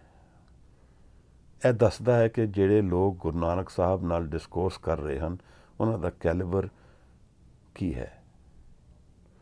ਗੁਰੂ ਨਾਨਕ ਉਹਨਾਂ ਦੀ ਸਪਿਰਿਚੁਅਲਿਟੀ ਨੂੰ ਰਿਕਗਨਾਈਜ਼ ਕਰ ਰਹੇ ਹਨ। that you already know you are asking. ਇੱਥੋਂ ਸਾਨੂੰ ਸਮਝ ਆਉਂਦੀ ਹੈ ਕਿ ਜਿਨ੍ਹਾਂ ਨਾਲ ਗੁਰੂ ਸਾਹਿਬ ਹੈ ਡਾਇਲੋਗ ਕਰ ਰਹੇ ਹਨ, ਉਸ ਕਿਸ ਕੈਲੀਬਰ ਦੇ ਲੋਕ ਹਨ, ਉਹ ਸਪਿਰਿਚੁਅਲੀ ਕਿਤਨੇ ਇਨਕਲਾਈਨਡ ਹਨ। ਉਹ ਕਹਿੰਦੇ ਹੈ ਕਿ ਤੁਹਾਨੂੰ ਤਾਂ ਪਹਿਲਾਂ ਹੀ ਪਤਾ ਹੈ, ਤੁਹਾਨੂੰ ਮੈਂ ਕੀ ਉੱਤਰ ਦਿਆਂ। ਫਿਰ ਵੀ ਗੁਰੂ ਨਾਨਕ ਫਿਰ ਵੀ ਦੱਸਦੇ ਹਨ, ਸਾਚ ਕਹੋ ਤੂੰ ਪਾਰ ਗਰਾਮੀ, ਤੁਝ ਕਿਆ ਬੈਸਣ ਦੀਜੇ। ਗੁਰੂ ਸਾਹਿਬ ਕਹਿੰਦੇ ਨੇ, ਅਗਰ ਪਾਰ ਜਾਣਾ ਹੈ ਦੁਨੀਆ ਦੇ, ਤਾਂ ਸੱਚ ਨਾਲ ਵਾ ਪਾਓ, ਸੱਚ ਦੀ ਰਿਲੇਸ਼ਨਸ਼ਿਪ ਬਣਾਓ, ਸੱਚ ਨੂੰ ਕਹੋ। ਸੱਚ ਦਾ ਮਤਲਬ ਉਸ ਨਿਰੰਕਾਰ ਦੇ ਨਾਲ ਰਿਲੇਸ਼ਨ ਬਣਾਓ। ਇਹਦਾ ਬੋਲਣਾ ਸਿਰਫ ਸੱਚ ਬੋਲਣ ਨਾਲ ਰਿਲੇਸ਼ਨਸ਼ਿਪ ਨਹੀਂ ਹੈ। ਇਹ ਉਸ ਸੱਤ ਦੀ ਗੱਲ ਕਰਦੇ ਜਿਹੜਾ ਸਦਾ ਇੱਕੋ ਹੈ, ਗੋਡ ਦੀ ਗੱਲ ਕਰਦੇ ਕਿ ਉਹਦੇ ਵਰਚੂਜ਼ ਨੂੰ, ਉਹਦੇ ਸ਼ਬਦ ਨੂੰ ਉਹਦੇ ਨਾਲ ਵਾਹ ਪਾਓ, ਸੱਚ ਦੇ ਗੁਣ ਗਾਓ। ਅਸੀਂ ਫਿਰ ਜਪਜੀ ਸਾਹਿਬ ਦੀ ਉਸ ਬਾਣੀ ਦੇ ਉੱਤੇ ਫਿਰ ਜਾਵਾਂਗੇ ਜਿਹੜੀ ਗੁਰੂ ਸਾਹਿਬ ਸਾਨੂੰ ਬਾਰ-ਬਾਰ ਸੰਕੇਤ ਕਰਦੇ ਹਨ, ਗਾਵੀਏ ਸੁਣੀਏ ਮਨ ਰੱਖੀਏ ਪਾਓ। ਗਾਓ, ਸੁਣੋ, ਮਨ ਵਿੱਚ ਪ੍ਰੇਮ ਜਗੇ, ਕਿਉਂਕਿ ਪ੍ਰੇਮ ਟਰਾਂਸੈਂਡਲ ਐਨਰਜੀ ਹੈ, ਟਰਾਂਸਡੈਂਟਲ ਐਨਰਜੀ ਹੈ। ਇਹ ਟਰਾਂਸੈਂਡ ਕਰ ਦਿੰਦੀ ਹੈ, ਮਨ ਨੂੰ ਇਕਾਗਰ ਕਰ ਦਿੰਦਾ ਹੈ। ਗਾਵੀਏ ਸੁਣੀਏ ਮਨ ਰੱਖੀਏ ਪਾਓ, ਦੁੱਖ ਪਰ ਹਰ ਸੁੱਖ ਕਰ ਲੈ ਜਾਏ। ਸਾਹਿਬ ਇਹ ਉਪਦੇਸ਼ ਕਰਦੇ ਹਨ ਕਿ ਇਹ ਤੁਸੀਂ ਕਰੋ ਪਾਰਗ੍ਰਾਮੀ। ਤੁਸੀਂ ਪਾਰ ਜਾਣਾ ਹੈ, ਉਸ ਸ੍ਰਿਸ਼ਟੀ ਦੇ ਪਾਰ ਜਾਣਾ ਹੈ, ਨਦੀ ਦੇ ਪਾਰ ਜਾਣਾ ਹੈ, ਤਾਂ ਇਹ ਕਰੋ। ਮੁਕਤ ਹੋਣਾ ਹੈ, ਮੁਕਤੀ ਵੱਲ ਜਾਣਾ ਹੈ। ਪਾਰਗ੍ਰਾਮੀ ਜਿਹੜਾ ਪਾਰ ਹੋ ਗਿਆ, ਜਿਹਨੂੰ ਫਿਰ ਫਿਜ਼ੀਕਲ ਤੇ ਡਿਪੈਂਡੈਂਸ ਨਹੀਂ ਰਹੀ, ਉਹ ਫਿਜ਼ੀਕਲ ਨਾਲ ਰਿਲੇਸ਼ਨ ਭਾਵੇਂ ਫਿਰ ਵੀ ਰੱਖ ਸਕਦਾ ਹੈ। ਇਸ ਨੂੰ ਵੀ ਸਮਝਣਾ ਹੈ, ਕਿਉਂਕਿ ਮੇਰੀ ਚੋਇਸ ਹੈ। ਅਗਰ ਮੈਂ ਚੂਜ਼ ਕਰਦਾ ਹਾਂ ਤਾਂ ਮੈਂ ਫਿਜ਼ੀਕਲ ਦੇ ਵਿੱਚ ਫਿਰ ਵੀ ਆ ਸਕਦਾ ਹਾਂ। ਹਾਲਾਂਕਿ rules will apply similar to me. Physical ਦੇ ਵਿੱਚ ਜਿਹੜੇ ਰੂਲਸ ਨੇ, ਦੁੱਖ ਔਰ ਸੁੱਖ ਨਾਲ ਨਾਲ ਚੱਲਦੇ ਆ, ਉਹ ਸਭ ਲਈ ਚੱਲਦੇ ਆ। ਸੋ ਜਿਹੜਾ ਵੀ ਫਿਜ਼ੀਕਲ ਨਾਲ ਰਿਲੇਸ਼ਨ ਰੱਖੇਗਾ ਜਾਂ ਇਸ ਦੁਨੀਆ ਨੂੰ ਨੋਨ ਵਰਲਡ ਵੱਲ ਵਾਪਸ ਰਹੇਗਾ, ਉਹਨੂੰ ਉਸੇ ਰੂਲਸ ਵਿੱਚ ਜੀਣਾ ਪਏਗਾ। ਸਾਚ ਕਹੋ ਤੁਮ ਪਾਰਗ੍ਰਾਮੀ, ਤੁਝ ਕਿਆ ਬੈਸਣ ਦੀਜੇ। ਮੈਂ ਤੇਰੇ ਨਾਲ ਕੀ ਇਹਦੇ ਬਾਰੇ ਬਹਿਸ ਕਰਾਂ, ਤੂੰ ਤਾਂ ਜਾਣਦਾ ਪਹਿਲਾਂ ਹੀ। ਇਹ ਜਿਹੜਾ ਪਹਿਲਾ ਪ੍ਰਸ਼ਨ ਹੈ, ਇਹ ਬਹੁਤ ਡੂੰਘਾ ਪ੍ਰਸ਼ਨ ਹੈ ਜੀਵਨ ਦਾ, ਔਰ ਇਹ ਮੇਰਾ ਔਰ ਤੁਹਾਡਾ ਸਭ ਦਾ ਪ੍ਰਸ਼ਨ ਹੈ। Maybe we don't express it in this way, but expression भी बड़ा प्यारा है। सागर तो पार जाना है। कई दफ़ा जीवन ਨੂੰ नदी ਦੀ ਤਰ੍ਹਾਂ ਰਿਲੇਟ ਕੀਤਾ ਹੈ, ਕਿਉਂਕਿ ਨਦੀ ਬਹਿੰਦੀ ਰਹਿੰਦੀ ਹੈ। ਇਸ ਤਰ੍ਹਾਂ ਜੀਵਨ ਵੀ ਬਹਿੰਦਾ ਰਹਿੰਦਾ ਹੈ, ਔਰ ਨਦੀ ਚਲਦੀ ਰਹਿੰਦੀ, ਬਦਲਦੀ ਰਹਿੰਦੀ ਹੈ। ਇਸ ਤਰ੍ਹਾਂ ਜੀਵਨ ਵੀ ਬਦਲਦਾ ਰਹਿੰਦਾ ਹੈ। ਇਸ ਕਰਕੇ ਜਦੋਂ ਮਨ ਵਿੱਚ ਸ਼ੋਰ ਹੁੰਦਾ ਹੈ, ਨਦੀ ਦੇ ਨੇੜੇ ਜਾ ਕੇ, ਵਾਟਰ ਬੋਡੀ ਦੇ ਨੇੜੇ ਬੈਠਦੇ ਹਾਂ, ਤਾਂ ਮਨ ਸ਼ਾਂਤ ਜਲਦੀ ਹੋ ਜਾਂਦਾ ਹੈ, ਕਿਉਂਕਿ ਮਨ ਦੇ ਸ਼ੋਰ ਨਾਲ ਨਦੀ ਦਾ ਰਿਲੇਸ਼ਨ ਬੈਠ ਜਾਂਦਾ ਹੈ। ਤਾਂ ਹੀ ਅਸੀਂ ਬਾਅਦ ਦਫਾ ਦੇਖਦੇ ਹਾਂ ਕਿ ਲੋਕ ਬਾਹਰ ਦਾ ਸ਼ੋਰ ਲੱਭਦੇ ਹੈ ਔਰ ਉਹਨਾਂ 'ਚ ਉਹਨੂੰ ਸਕੂਨ ਮਿਲਦਾ ਹੈ। ਡਿਸਕੋ ਮਿਊਜ਼ਿਕ, ਡੀਜੇ ਸ਼ੋਰ ਕਾਰਨ, ਕਿਉਂਕਿ ਮਨ ਦਾ ਸ਼ੋਰ ਸ਼ਾਂਤ ਹੋ ਜਾਂਦਾ ਹੈ ਬਾਹਰ ਦੇ ਸ਼ੋਰ ਦੇ ਸਾਹਮਣੇ, ਔਰ ਮਨ ਦਾ ਸ਼ੋਰ ਹੀ ਸਾਨੂੰ ਤੰਗ ਕਰਦਾ ਹੈ। The disturbance within the mind is what is our problem. ਹੁਣ ਗੁਰੂ ਨਾਨਕ ਸਾਹਿਬ ਅਗਲੇ ਬੰਦ ਵਿੱਚ ਉਤਰਦੇ ਹਨ, ਔਰ ਇਹ ਜਿਹੜਾ ਬੰਦ ਹੈ, ਇਹ ਜੀਵਨ ਵਿੱਚ ਜੀਣ ਦੀ ਕਲਾ ਦੱਸਦਾ ਹੈ। ਇਹ ਗੱਲ ਦੱਸਦਾ ਹੈ ਕਿ ਫਿਜ਼ੀਕਲ ਡਿਟੈਚਮੈਂਟ ਦੁਨੀਆ ਨਾਲ ਕਰਨ ਨਾਲ ਕੋਈ ਫਰਕ ਨਹੀਂ ਪੈਂਦਾ। Spiritual change will happen within our mind, within our ਮਨ। ਮਾਈਂਡ ਥੋੜ੍ਹਾ ਜਿਹਾ ਵਰਡ ਮੈਨੂੰ ਅੱਛਾ ਨਹੀਂ ਲੱਗਦਾ, ਮਨ ਪਿਆਰਾ ਲੱਗਦਾ ਹੈ, ਕਿਉਂਕਿ ਮਾਈਂਡ ਦਾ ਬਾਅਦ ਦਫਾ ਰਿਲੇਸ਼ਨ ਸਿਰਫ ਥਾਟਸ ਨਾਲ ਹੁੰਦਾ ਹੈ, ਪਰ ਮਨ ਇੱਕ ਬਹੁਤ ਗਹਿਨ ਐਕਸਪੀਰੀਅੰਸ ਹੈ। ਸਰੀਰ ਮਨ ਦੇ ਅੰਦਰ ਹੈ, ਤਾਂ ਮਨ ਦੇ ਤਹਿ ਵਿੱਚ ਜੋ ਚੇਂਜ ਆਏਗਾ, ਸਪਿਰਿਚੁਅਲ ਐਕਸਪੀਰੀਅੰਸ ਉਹੀ ਹੋਏਗਾ। ਇਹ ਜਿਹੜੀ ਮਨ ਵਿੱਚ ਐਨਰਜੀ ਹੈ, ਇਹ ਸੈਂਸਿਸ ਨੂੰ ਅਸੀਂ ਯੂਜ਼ ਕਰਕੇ, ਅਸੀਂ ਇਸ ਮਨ ਦੀ ਐਨਰਜੀ ਨੂੰ ਸੈਂਸਿਸ ਦੇ ਥਰੂ ਦੁਨੀਆ ਨਾਲ ਰਿਲੇਟ ਕਰਦੇ ਹਾਂ। ਆਪ ਸਮਝ ਰਹੇ ਹੋ? ਜਿਵੇਂ ਇੱਕ ਐਨਰਜੀ ਸੈਂਟਰ ਹੈ, ਅਸੀਂ ਜਿੱਥੇ ਉਹਦਾ ਜੀ ਕਰੀਏ ਉਸ ਪਾਸੇ ਉਹਨੂੰ ਫਲੋ ਕਰ ਦਈਏ, ਤਾਂ ਜਦੋਂ ਇਹ ਇੰਦਰੀਆਂ ਦੇ ਥਰੂ ਫਲੋ ਕਰਕੇ ਦੁਨੀਆ ਨਾਲ ਰਿਲੇਸ਼ਨ ਪਾਉਂਦਾ ਹੈ, ਤਾਂ ਮਨ ਦੁਨੀਆ ਨਾਲ ਕਨੈਕਟ ਹੋ ਜਾਂਦਾ ਹੈ। ਹੁਣ ਮੈਂ ਫਿਜ਼ੀਕਲੀ ਕਿੱਥੇ ਬੈਠਾ ਹਾਂ, ਇਹਦਾ ਕੋਈ ਰਿਲੇਸ਼ਨ ਨਹੀਂ ਹੈ ਮਨ ਕਿਸ ਨਾਲ ਕਨੈਕਟਡ ਹੈ। मैं बहुत दूर पहाड़ां 'ਚ ਬੈਠਾ ਹੋਵਾਂ ਪਰ ਮਨ ਮੇਰਾ ਕਿਸੇ ਐਕਸਪੀਰੀਅੰਸ ਵਿੱਚ ਦਿੱਲੀ ਵਿੱਚ ਜਾਂ ਕਿਧਰੇ ਹੋਰ ਸ਼ਹਿਰ ਵਿੱਚ ਰਿਲੇਸ਼ਨ ਵਿੱਚ ਹੋਏ, ਕਿਸੇ ਹੋਰ ਇਸ਼ੂ ਨਾਲ ਕਨੈਕਟ ਹੋਏ, ਫਿਜ਼ੀਕਲ ਪ੍ਰੈਜ਼ੈਂਸ ਦਾ ਕੋਈ ਮਤਲਬ ਨਹੀਂ ਫਰਕ ਪੈਂਦਾ। ਔਰ ਅਗਰ ਮੇਰਾ ਮਨ ਫਿਜ਼ੀਕਲ ਤੋਂ ਡਿਟੈਚ ਹੋਣ ਦੀ ਐਬਿਲਿਟੀ ਰੱਖਦਾ ਹੈ, ਫਿਜ਼ੀਕਲ ਦਾ ਮਤਲਬ ਕੀ ਹੈ? ਫਿਜ਼ੀਕਲ ਦਾ ਮਤਲਬ ਹੈ ਜਿਹੜੀ ਚੇਂਜਿੰਗ ਵਰਲਡ ਤੋਂ ਡਿਟੈਚ ਹੋਣ ਦੀ ਟਰਾਂਸੈਂਡੈਂਸ ਜਾਣਦਾ ਹੈ। ਤਾਂ ਬਾਣੀ ਵਿੱਚ ਅਸੀਂ ਪਹਿਲਾਂ ਵਿਚਾਰ ਚੁੱਕੇ ਹਾਂ, ਮਨ ਨੂੰ ਮਾਰਨ ਦੀ ਗੱਲ ਚੱਲਦੀ ਹੈ। ਕਿਹੜੇ ਮਨ ਨੂੰ ਮਾਰਨਾ ਹੈ? ਜਿਹੜਾ ਚੇਂਜਿੰਗ ਮਨ ਹੈ, ਈਗੋ ਬੇਸਡ ਮਾਈਂਡ ਹੈ, ਉਸ ਨੂੰ ਮਾਰਨ ਦਾ ਮਤਲਬ ਕਿ ਉਸ ਦੇ ਬਿਨਾਂ ਜੀਣ ਦੀ ਐਬਿਲਿਟੀ ਜਾਣ ਲੈਣਾ। To be able to transcend to a state of mind where I do not have interact with the changing mind, ਇਹ ਮੇਰੇ ਮਨ ਦਾ ਐਕਸਪੀਰੀਅੰਸ ਹੈ। ਔਰ ਇਸ ਨੂੰ ਬਾਣੀ ਵਿੱਚ ਸਟੇਜਿਸ ਵਿੱਚ ਡਿਫਾਈਨ ਵੀ ਕੀਤਾ ਗਿਆ ਹੈ। 3 ਗੁਣਾਂ ਤੋਂ ਅਤੀਤ, 3 ਗੁਣਾਂ ਤੋਂ ਪਾਰ ਜਾਣਾ। 3 ਗੁਣ ਦੁਨੀਆ ਨਾਲ ਰਿਲੇਸ਼ਨ ਰੱਖਦੇ ਹੈ। ਸੋ 3 ਗੁਣ ਤੋਂ ਅਤੀਤ ਦਾ ਮਤਲਬ ਕੀ ਹੈ? That which is not definable. ਇਸ ਨੂੰ ਚੌਥਾ ਪਦ ਕਿਹਾ ਹੈ ਬਾਣੀ ਵਿੱਚ, ਤੁਰਿਆ ਅਵਸਥਾ ਕਿਹਾ ਹੈ, ਦਸਮ ਦੁਆਰ ਕਿਹਾ ਹੈ। ਇਹ ਸਭ ਮਨ ਦੇ ਸਟੇਟ ਆਫ ਮਾਈਂਡ ਹੈ। ਔਰ ਸਿੱਖ ਔਰ ਯੋਗੀ ਦੋਨੋਂ ਡਿਫਰੈਂਟ ਤਰੀਕੇ ਨਾਲ ਇਸ ਨੂੰ ਡੀਲ ਕਰਦੇ ਹਨ। ਤਾਂ ਗੁਰੂ ਸਾਹਿਬ ਕਹਿ ਰਹੇ ਹਨ ਕਿ ਜੀਵਨ ਜਿਹੜਾ ਹੈ ਉਹਦੇ ਵਿੱਚ ਜਿਸ ਤਰ੍ਹਾਂ ਕਮਲ ਹੈ ਉਸ ਤਰ੍ਹਾਂ ਜੀਵਨ ਹੋਣਾ ਚਾਹੀਦਾ ਹੈ। ਇਹਦਾ ਮਤਲਬ ਸਮਝਦੇ ਹਾਂ। जैसे जल में कमल निरालम मुरगाई न साणे, सुरत शब्द भवसागर पर तरिए नानक नाम बखाणे। मैं फिर पढ़ता हाँ। जैसे जल में कमल निरालम मुरगाई न साणे, सुरत शब्द भवसागर तरिए नानक नाम बखाणे। ਜਿਸ ਤਰ੍ਹਾਂ ਜਲ ਦੇ ਵਿੱਚ ਕਮਲ ਰਹਿੰਦਾ ਹੈ, ਉਹ ਕਮਲ ਦੇ ਵਿੱਚ ਰਹਿੰਦਾ ਹੈ, ਚਿੱਕੜ ਦੇ ਵਿੱਚ ਰਹਿੰਦਾ ਹੈ, ਪਰ ਕਮਲ ਉਸ ਤੋਂ ਨਿਰਲੇਪ ਹੈ, ਉਹ ਇਫੈਕਟਡ ਨਹੀਂ ਹੈ।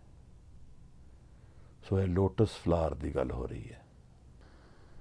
ਜਿਵੇਂ lotus flower is in water, in the dirty water also, but doesn't get dirty. It transcends the water. और लोटस फ्लावर ਦੀ ਇੱਕ ਹੋਰ ਬੜੀ ਅੱਛੀ ਕੁਆਲਿਟੀ ਹੈ ਜਾਂ ਉਹਦਾ ਨੇਚਰ ਹੈ, ਉਹ ਹਮੇਸ਼ਾ ਉਸ ਪਾਸੇ ਮੂਵ ਕਰੇਗਾ ਜਿੱਥੇ ਸੂਰਜ ਹੋਏਗਾ। ਸੋ if the sun is north, it will face north. If the sun is south, it will face south. It will keep moving its face with the sun. Lotus. ਸੋ ਆਪ ਨੂੰ ਇੱਕ ਬੜੀ ਇੰਟਰਸਟਿੰਗ ਗੱਲ ਦੱਸਦਾ। ਦਰਬਾਰ ਸਾਹਿਬ ਹਰਮੰਦਰ ਸਾਹਿਬ ਦੀ ਜਿਹੜੀ ਛੱਤ ਹੈ ਉਹ ਇਨਵਰਟਿਡ ਲੋਟਸ ਹੈ। ਆਪ ਕਦੇ ਸਟੱਡੀ ਕਰਨਾ, ਦੇਖੋ ਕਿੰਨੀ ਸਿਆਣੀ ਸੋਚ ਹੈ, ਕਿੰਨੀ ਇੰਟਰਸਟਿੰਗ ਵੀ ਹੈ। ਲਾਈਟ ਤਾਂ ਸੂਰਜ ਦੀ ਬਾਹਰ ਹੈ, ਪਰ ਇਨਵਰਟਿਡ ਲੋਟਸ ਦਾ ਮਤਲਬ ਹੈ ਕਿ ਗੁਰੂ ਗ੍ਰੰਥ ਸਾਹਿਬ ਜੀ ਨੂੰ ਇਹ ਲੋਟਸ ਫੇਸ ਕਰਦਾ ਹੈ। ਆਸਾ ਦੀ ਵਾਰ ਵਿੱਚ ਇੱਕ ਲਾਈਨ ਆਉਂਦੀ ਹੈ, ਜੈਸੋ ਚੰਦਾ ਉਗਵੇ ਸੂਰਜ ਚੜੇ ਹਜ਼ਾਰ, ਏਤੇ ਚਾਨਣ ਹੁੰਦਿਆਂ ਗੁਰਬਿਨ ਘੋਰ ਅੰਧਾਰ। ਜੇ 100 ਚੰਦਰਮਾ, 100 ਮੂਨਸ ਔਰ 1000 ਸਨਸ ਲਾਈਟ ਕਰ ਦੇਣ ਬਾਹਰ, ਇਹਨਾਂ ਦੇ ਲਾਈਟ ਹੋਣ ਦੇ ਬਾਵਜੂਦ ਅਗਰ ਗੁਰੂ ਨਹੀਂ ਹੋਏਗਾ ਤਾਂ ਜੀਵਨ ਵਿੱਚ ਅੰਧੇਰਾ ਹੋਏਗਾ। ਅਸਲ ਜੀਵਨ ਦੇ ਵਿੱਚ ਪ੍ਰਕਾਸ਼, ਡਾਇਰੈਕਸ਼ਨ ਜੀਵਨ ਦੀ ਗੁਰੂ ਹੈ। ਇਸ ਕਰਕੇ ਜਿਹੜਾ ਦਰਬਾਰ ਸਾਹਿਬ ਦੇ ਉੱਪਰ ਲੋਟਸ ਹੈ ਉਹ ਗੁਰੂ ਨੂੰ ਫੇਸ ਕਰਦਾ ਹੈ, ਥੱਲੇ ਨੂੰ ਫੇਸ ਕਰਦਾ ਹੈ, ਔਰ ਉਹ ਕੌਨਸਟੈਂਟ ਹੈ, ਚੇਂਜਿੰਗ ਨਹੀਂ ਹੈ। ਇਸ ਕਰਕੇ ਅਸੀਂ ਪਰਿਕਰਮਾ ਕਰਦੇ ਹਾਂ, ਵੀ ਆਰ ਦ ਚੇਂਜਿੰਗ। ਗੁਰੂ ਕੌਨਸਟੈਂਟ ਹੈ, ਵਿੱਚ ਰਹਿੰਦਾ ਹੈ, ਇੱਕੋ ਸੈਂਟਰ ਵਿੱਚ। ਤੋ ਕਮਲ ਦੀ ਗੱਲ ਤੋਂ ਮੈਨੂੰ ਯਾਦ ਆਇਆ, ਦਰਅਸਲ ਮਨ ਦੇ ਵਿੱਚ ਜਿਹੜੀ ਜੋਤ ਹੈ ਉਹ ਪਰਮਾਨੈਂਟ ਹੈ। ਮਨ ਦੇ ਵਿੱਚ ਹਨੇਰਾ, ਡਾਰਕਨੈਸ ਟੈਂਪਰਰੀ ਹੈ। ਬਾਹਰਲੀ ਦੁਨੀਆ ਵਿੱਚ ਹਨੇਰਾ ਪਰਮਾਨੈਂਟ ਹੈ। By and large the universe is dark. Only where there is a star or there is a son there is light. But ਮੇਰੇ ਮਨ ਦੀ ਤਹਿ ਵਿੱਚ ਜੋਤ ਜਿਹੜੀ ਹੈ ਉਹ ਸਦਾ ਲਈ ਪਰਮਾਨੈਂਟਲੀ ਇੱਕੋ ਜਿਹੀ ਚਲਦੀ ਹੈ। ਉਹਦੇ ਅੱਗੇ ਪਰਦਾ ਹੈ, ਉਹ ਮੇਰੀ ਹੰਕਾਰ ਦਾ ਹੈ। ਤਾਂ ਸਾਹਿਬ ਨੇ ਜਦੋਂ ਸਾਨੂੰ ਉਪਦੇਸ਼ ਕੀਤਾ ਹੈ ਤਾਂ ਇਹੀ ਦੱਸਿਆ ਹੈ ਕਿ ਸਚਿਆਰਾ ਹੋਈਏ ਕਿ ਕੂੜੇ ਟੁੱਟੇ ਪਾਲ, ਹੁਕਮ ਰਜਾਈ ਚੱਲਣਾ ਨਾਨਕ ਲਿਖਿਆ ਨਾਲ। ਨਾਲ ਸਾਹਿਬ ਨੇ ਇਹ ਸਾਨੂੰ ਸਮਝਾਇਆ ਹੈ, ਸਭ ਮੈਂ ਜੋਤ ਜੋਤ ਹੈ ਸੋਏ, ਤਿਸ ਤੇ ਚਾਨਣ ਸਭ ਮੈਂ ਚਾਨਣ ਹੋਏ। ਪਰ ਇਹ ਜਿਹੜਾ ਅੰਤਰ ਵਿੱਚ ਚਾਨਣ ਹੈ, ਰਿਵੀਲ ਕਿਵੇਂ ਹੁੰਦਾ ਹੈ? ਗੁਰ ਸਾਖੀ ਜੋਤ ਪ੍ਰਗਟ ਹੋਏ। ਗੁਰੂ ਦੇ ਨਾਲ ਮਿਲ ਕੇ ਇਹ ਜਿਹੜੀ ਅੰਤਰ ਆਤਮਾ ਦੇ ਵਿੱਚ ਜੋਤ ਹੈ, ਇਹ ਪ੍ਰਗਟ ਹੁੰਦੀ ਹੈ। ਇਹ ਸਟੇਬਲ ਮਾਈਂਡ ਦਾ ਪਾਰਟ ਹੈ, ਅਨਚੇਂਜਿੰਗ ਮਾਈਂਡ ਦਾ ਪਾਰਟ ਹੈ। ਤਾਂ ਮੈਂ ਗੁਰੂ ਦੇ ਜਿਤਨਾ ਸ਼ਬਦ ਗੁਰੂ ਨੂੰ ਵਰਤ ਕੇ ਇਸ ਨੂੰ ਰਿਵੀਲ ਕਰ ਸਕਦਾ। ਸ਼ਬਦ ਗੁਰੂ ਦਾ ਸਾਥ, ਸ਼ਬਦ ਗੁਰੂ ਦੇ ਨਾਲ ਸੁਰਤ ਔਰ ਸ਼ਬਦ ਦੀ ਕਮਾਈ ਨਾਲ। ਇਹੀ ਗੱਲ ਸਾਹਿਬ ਇਸ ਬੰਦ ਵਿੱਚ ਸਮਝਾ ਰਹੇ ਹਨ।